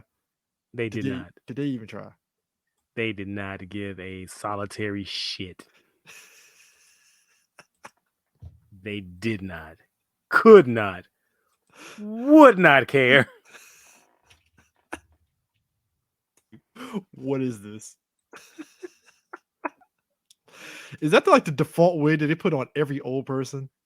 It has to be. It has to go around. Does it travel the fucking world? Is it in every single fucking prop department? Man, old ass Kamen Rider demons, and I'm like, really? That's where we're at? All right, I guess. But it is what it is. Yeah, I mean, hey, yeah. I do feel. You talk about Rush, Naki. That's a character that I felt that they really just pulled out their ass. Oh, hell yeah. Because when they say that, oh yeah, Naki is actually the part of the AI chip in your head, Isamu, I'm like, hold up, time out. First off, where did this come from? I'm like, where did this come from? First off, where and how? Where and how? Second off, okay, he's the mysterious guy that Isamu was they were going after. He was going after, I think earlier, I think it was pre the competition that he was going after. And I'm like, no, it was during the competition, my bad. And I'm like, that could have been Jin for all we knew, but then they was like, no, it's Naki the whole time. I'm like, sure. Do you know why? Gotta sell new Kamen Rider suits, bro. Which we barely saw him in the Kamen Rider suit. I mean, I wish they used them more often. Dude, that was such like a 9th hour. All right, we need another Kamen Rider. Same thing with the other one, like the dude I just talked about, the space bike mechanic who turned out to be part of the terrorist group. Yeah. I'm like, so his fucking Kamen Rider form. I'm like, what? Is it Kamen Rider S? Eden? Was it Ika? Was it Ika? It's named after a bird, isn't it? Was it Ishiki? Is Ishiki? I forget. No, Ishiki is the one. Ishiki is the one in real time. Yeah, Kamen Rider Eden. Which again, I'm like, so where are these Kamen Rider suits coming from? This is ridiculous. I'm not mad at it, but from Heaton, obviously, sir. I mean, Heaton got a lot. I mean, yeah, because Arc 0, then you got Naki, and then you got Arc 1.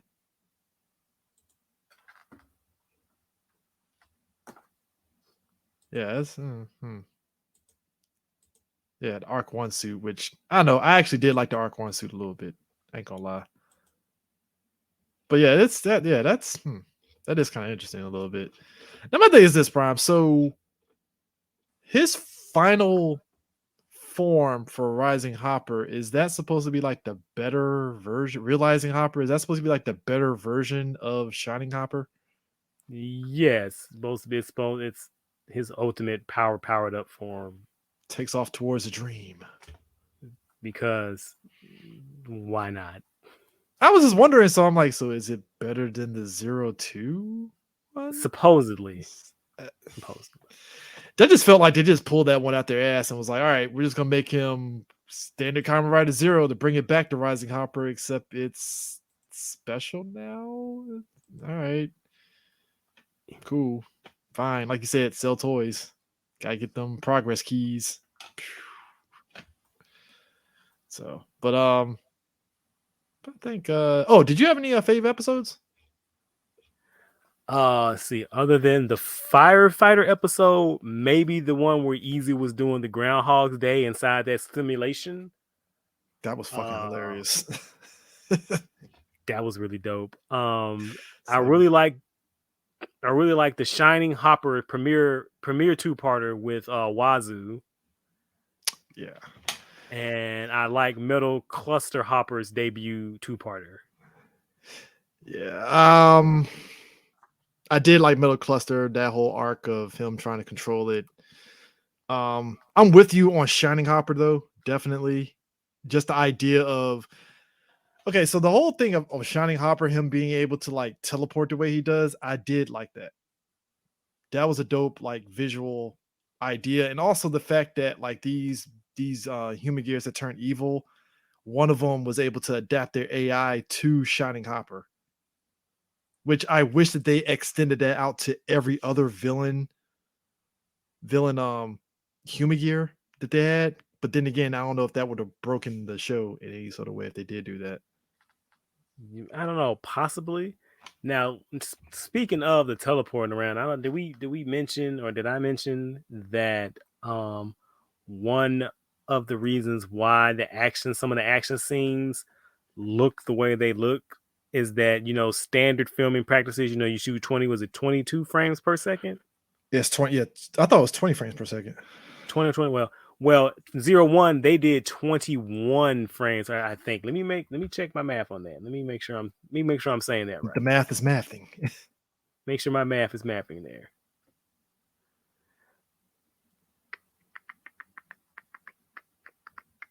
Yeah, so action scenes usually are shot at 22 frames for fast movements, but for 01, they did 21 frames. Okay. I mean, the fight scenes were actually pretty dope to the show's credit. I did enjoy it. So that's probably what it was. Definitely. Yeah, so it added a kind of a dynamic or a kind of energy to the action sequences. Also, when you look, this show looks really good on Blu-ray. No lie. Not the Shot Factory ones, though. Yeah, somewhere along the lines of Shot Factory, they really kind of botched it in terms of like, I don't know what happened. It's like I don't get it twisted. I like the fact that I have it, but like same here. But I'm not gonna say they're botched because it's not their fault, because they can only work with what they were given with, and they were just given the broadcast masters, not the actual touched up version that was later released on Blu-ray in Japan. Which irks me because I'm like, I don't know whether that was a situation of Toei kind of fucking them over on that. I'm gonna err on the size of Occam's razor and say never underestimate Toei's lack of fucks to give. I mean, I think somebody brought up a good point. There's a video from a guy that was talking about the Super Sentai sets and why they're not coming out with them. And it's really the case of, and I should have brought that up in the news section, but I'm going to bring it up now. It's really a case of Toei's practices of how they license out their stuff is jank as fuck. And I think we said that before on the show. Like that's not nothing. I think that's something we all, if we didn't know it, that's something we all could. But the fact that we now know that they only license out Super Sentai individually per season, I was like, and not the whole thing. We've said that on this show. Did we say it? I thought we only said that it was something else. I didn't know it was like individual. No, we talked about that. We said that we talked about Kamen Rider and the Toei series in general. Like they don't do whole package deals. They do piecemeal. Oh, that's right. That's right. My bad. Yeah, we've said this. That's what I'm saying. Like even if you didn't know that fact for certain, you can discern it by just watching their actions, how they move. But then again, that makes sense because if you're licensing out Power Rangers per season, you gotta license out that Super Sentai. Because otherwise, Saban would have had wholesale on all the Super Sentai off rip. Right, he would have ran Train Shop. And that's also another reason why there's a V3 box set from one company. That's why the first has with Media Blasters, and that's why Shot Factory has Kuga, Ryuki, and Zero One, because they split up the fucking rights. That's also the reason Toei and Bandai Visual. That's why Bandai Visual of America had to fucking die, because you would think, again, I know he said it before on the show, but like it just bears repeating because it's so fucking ass backwards that they did it this way. You would think that the U.S. arm of your Japanese company would just be the way that you would funnel your productions into the company. But no. Bandai Visual had to fight for licenses just like any other company, even though they were the American arm of the Japanese fucking company. Why would you do? You could do that. You know, you get money. You could do that. But why? Why would you do that? Why would you do any of that? Yeah. And you know what, Sharpo, you were right. It's that gotcha mindset. Yep. That's one of the reasons why, and I think it goes without saying, they don't think they need the American market because they feel like they're getting what they want, or they're getting what they can manage from their current network or their current system. And you know what? I feel also as if they don't do this because if I feel like there's a lot of old people in power over there that they don't want things to balloon out of their control because, you know, as some old people tend to do, they tend to like to be fucking micromanagers, and they're okay with having their little kingdom and their little fiefdom. And the idea of it spreading out beyond their control that they can't directly oversee, maybe that scares them. I mean, because if they did wholesale Super Sentai, I think that would be, they would probably feel some way. Right. And then on the same token, I understand dollar bills, yo, get your fucking money for your product. I get it. I understand. Yeah. Typical, you know, what you expect. Right. But yeah. If I had one, I would say the one that I enjoyed out of Kamen Rider Zero One, I did like the fashion episode, you know, when it's like Haruto is pretty much starting up his own business. And I think was his first or second client. I think it was his first client was the fashion show. Yeah, it was for the fashion show. I actually like the whole concept of it because it expands on the whole idea of one of the guys, he wanted Haruto to like put back the memories of this fashion designer. And essentially the Human Gear fashion designer had a dream of, hey, I want to be able to walk on the runway. And it kind of emphasized the whole aspect of these things having actual humanity and wants and dreams, essentially. So I actually like that. And like I said, that's something that extended out in the earlier episodes, like with the sushi chef, which I actually liked. And even the one that was like the manga artist. I was just gonna say that's another one of my favorite ones. I like the manga artist art because it deals a lot of what you just talked about following through with your hopes and dreams and connecting. Like, so this guy becomes solo because he's like, I just want to have the Human Gears do it instead of, you know, anyway. So yeah. Also, the detective one was pretty good too. That was a funny one. So. But yeah, like I said, Zero One is that if you can, definitely buy the Shout Factory one if you want to own it. I mean, hopefully whatever next set that they have, I'm hoping it's Kuga. Or look, if they do Black RX, that'll be great. I'm still waiting on release the first Kamen Rider before you lose your licenses, before the shit goes belly up. Can I get the first two? Can I get first two? At least, at the very least. Can I just get Kamen Rider the first? Can I get the first show, please? No problem. You got to watch it on our Shout Factory TV. Look. As much as I appreciate the streaming options, it's great. It's fantastic. I love the ease of access, but I feel a way about streaming. I feel like they're doing about as much as a fucking variant cover for a comic book. Look, I bought Stargirl season 1 at Target the other day. It feels good. It feels good to own that. It's a good show. I'm glad it's got a season 3. Yeah. It feels good to own it though, and I can just pop it at any time and watch it. You know, and it should be the same. And it's the same. And you know what? And I was talking about this on Twitter the other day. I'm like, every time I think about my decision to continue to collect physical media, I'm always proven right. It's a lot of us that like physical media that's still looking at Disney like, so we're gonna get Obi-Wan on deep Blu-ray? No.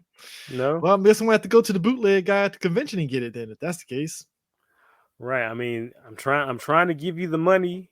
I can give you the monies. I mean, because I like convenience. Because look, sure, I have physical copy. Hey, I might be lazy and pop open. If you gave me DVDs, I'm still gonna be lazy and want to watch the shit on my streaming thing. But having the physical would be nice too. It is what Right, it right, is. But right. it's just some companies, like I said, Su Pro is just looking at everybody like, damn, y'all must hate money. I'm like, wow, can't relate. So anyway, here's Ultraman Kids 3000, folks. Swear to God, if they put out the American Ultraman on Blu-ray, I'm gonna look at Toei like, y'all not even trying at this point, are you? They just getting moonwalked on, bro. Yeah, okay, so I found it. So it's all 45 episodes and 01 real time, President Special Part 1 and 2, Shooting Special, and Super Work War Battle 1 and Battle 2. Boom. Yeah, those are recaps. You don't Yeah. necessarily have to watch them. Yeah, so just watch real time and boom, you're good to go. That's all you need. Which again, I have to say, I will gladly eat crow because when they announced that set, I didn't think it was going to be on Blu-ray. I didn't think it was going to have any extra features. I didn't think we were going to get movies. I was like, oh, I guess we're just going to Right. get the anticlimactic ending, and it's like, oh. I thought it was going to be on DVD, and I thought that bitch was going to be $80. Hey, look, both of us were wrong. I will admit it. I will admit it. I will gladly eat that crow, and I appreciate it. Because it's just like you never know. You never fucking know with these things. And it's like, I mean, look, we had precedent though. We had look, one thing we had to base it on was the fucking Sentai DVDs, and them releases were not cash money, so to speak. Yeah, I mean, yeah, and that's the other thing too that the dude brought up. It was the aspect of the price of the Sentai DVDs compared to the Ultraman ones. Because you're getting Blu-ray with the Ultraman ones. With the exception of, I think, was it Tiga, Dinah, and Tiga, Dinah, and Gaia were on DVD. On DVD, Mabius is going to be on DVD, Mm. and there's a reason for that. So a lot of the older shows, they were done on film, and a lot of the Heisei shows from Tiga on, from that generation, they were mastered on tape because tape was cheaper and more convenient. And a lot of the time, that was the best video format at the time. Mm-hmm. No one was thinking about future proofing. No one was thinking about later on down the line. So that's why the shows are being released on DVD now. And some people are going, well, wasn't there a Blu-ray release of those shows in Japan? Yes, but it wasn't HD remasters. They were just those. It's just, and I don't think it was even that much touched up. It was just those VHS masters put onto a Blu-ray disc. So it wasn't remastered. It wasn't looking as sharp as those Showa Ultraman shows, which were filmed on film, cleaned up, and looked like when they were released. Yeah. So, but yeah, I mean, if you can get it, definitely get it. I'm hoping. Hold up. Pretty sure Supro's in the process of making Blu-rays for Hanna-Barbera Ultraman cartoon. Yep, probably.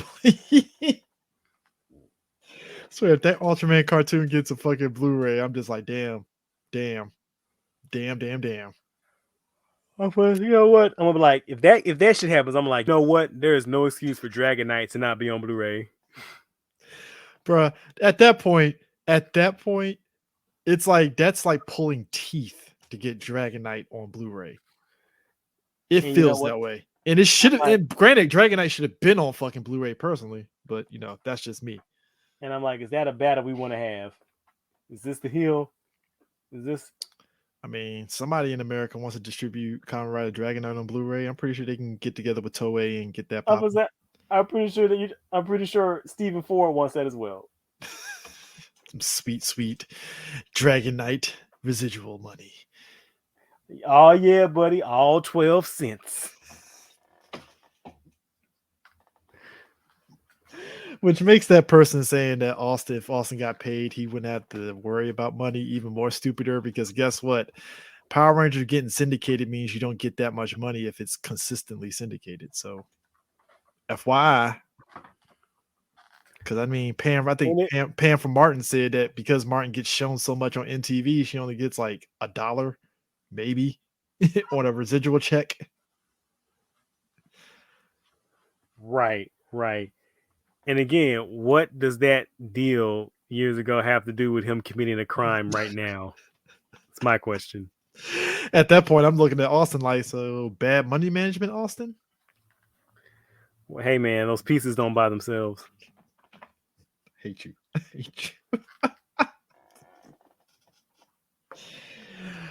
You know what? I blame. You know what? The Toku community, we did all come together and dub Austin St. John Papa John. So that's fair. It's with love, man. It's with love. I like Jason. Oh man! So what can we do next time around on Morphin Metacast? Didn't we threaten to do Ultraman Dyna a while ago? I think we did threaten it. I would have zero problems watching Ultraman Dyna. Yeah, I recently finished it a couple of months ago. Highly enjoyable. I can go ahead and take that DVD off the shelf and watch some Ultraman Dyna. Keep moving. Go that way with it. You know, because people did like our last Ultraman show. They definitely did. They did like it. What was the last Ultraman that we did? I don't remember. Hold on. We can do this live because we do so many episodes, you just tend to forget. So like, hold on. Like time is like sand through my fingers.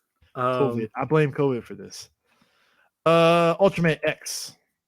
Oh yeah, this is a banger. Yeah, okay. Yeah, we did Ultraman X.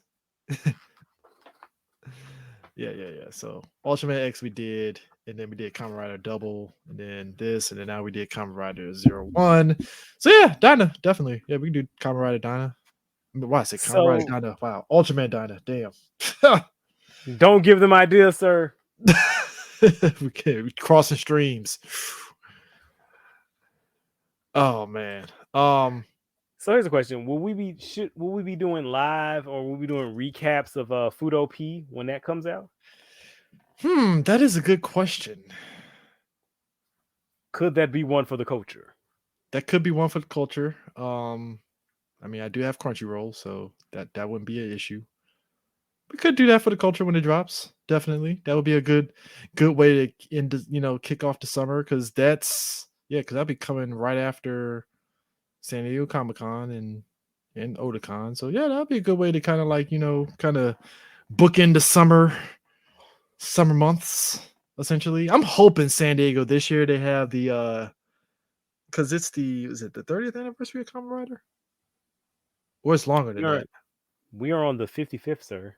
Yeah, I think it's the 55th anniversary of Kamen Rider. So is it 50 or is it 55th or is it the 50th? No, Ultraman is 55th. We're on the 50th of Kamen Rider. Yeah, so I'm hoping that they have the same display that they had at the San Diego shit last year and Thanksgiving, that they have it on display at San Diego this year.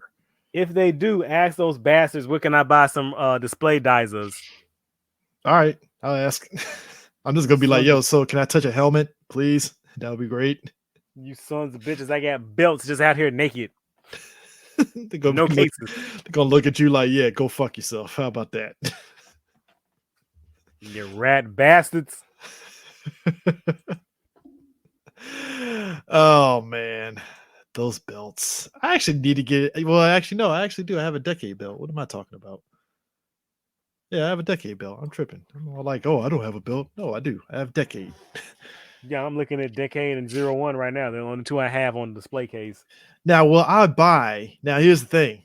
This is when I know I have stupid amounts of money that I need to stop spending money. Is when I buy the premium belts. I'm talking like the Foz belts that comes with like everything. That's when I know I'm like, yeah, I need to stop spending money if I get those. Oh yeah, I'm kicking myself because I should have got that fucking Ichigo belt that came out a while ago. How much was it going for? And that shit was 500 bones. Woo. Oof, man. That's, yeah. Yeah, I think it's the special selection that's the for the belts.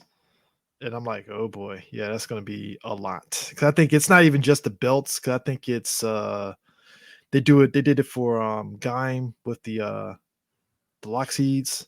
It's like special editions of those, and I'm like, man, this is complete selection premium Bandai. Them shits go for like the Foz gear goes for fucking $1,800. Oh shit. And that's the one that has everything. That has like the weapons and all that stuff. Now, if you just want the Foz gear itself, it's $700. But the Foz watch is $130. And then you Sick. get complete selection Zector Hopper, $350. Yeah, this shit's it's a lot. It is a lot. The Deca driver for Decade, $400. Man, these God shits. damn. As I say, too rich for my blood. Now how much gunpla I can get for that much? It's ridiculous. But they're premium, and every time I see videos of them, I'm like, this looks so great. I want one, please. Being an adult, it's a lot. Dude, even the O's is like not O's, triple O. What's O's? Yeah, my bad. Wow. O's, my bad. I'm tripping. Anyway, O's, that shit's fucking $550 for the belt. Holy just the belt? Does it come with any medals? It comes with the medal, comes with the three medals. Just the three, not every. You know what? I'm like $550. I'm like, man, I'll just buy the DX one and call it a day. You can 550 these nuts. Spray paint the DX to make it look like it's premium and call it a day. Shit. But anyways, folks, that is us talking about Kamen Rider Zero One. And bruh, he ain't lying. Fucking 2 MG virtues. Man. Yeah. But anyways, that is us. That's it for Morphin Metacast this week. Well, not I say this week. The next episode is Ultraman Dyna. That should be fun. Exciting. Yes, sir. So yeah, we'll catch you guys later. Peace. Vita's in, and a jump to the sky turns into a rider kick. Yes.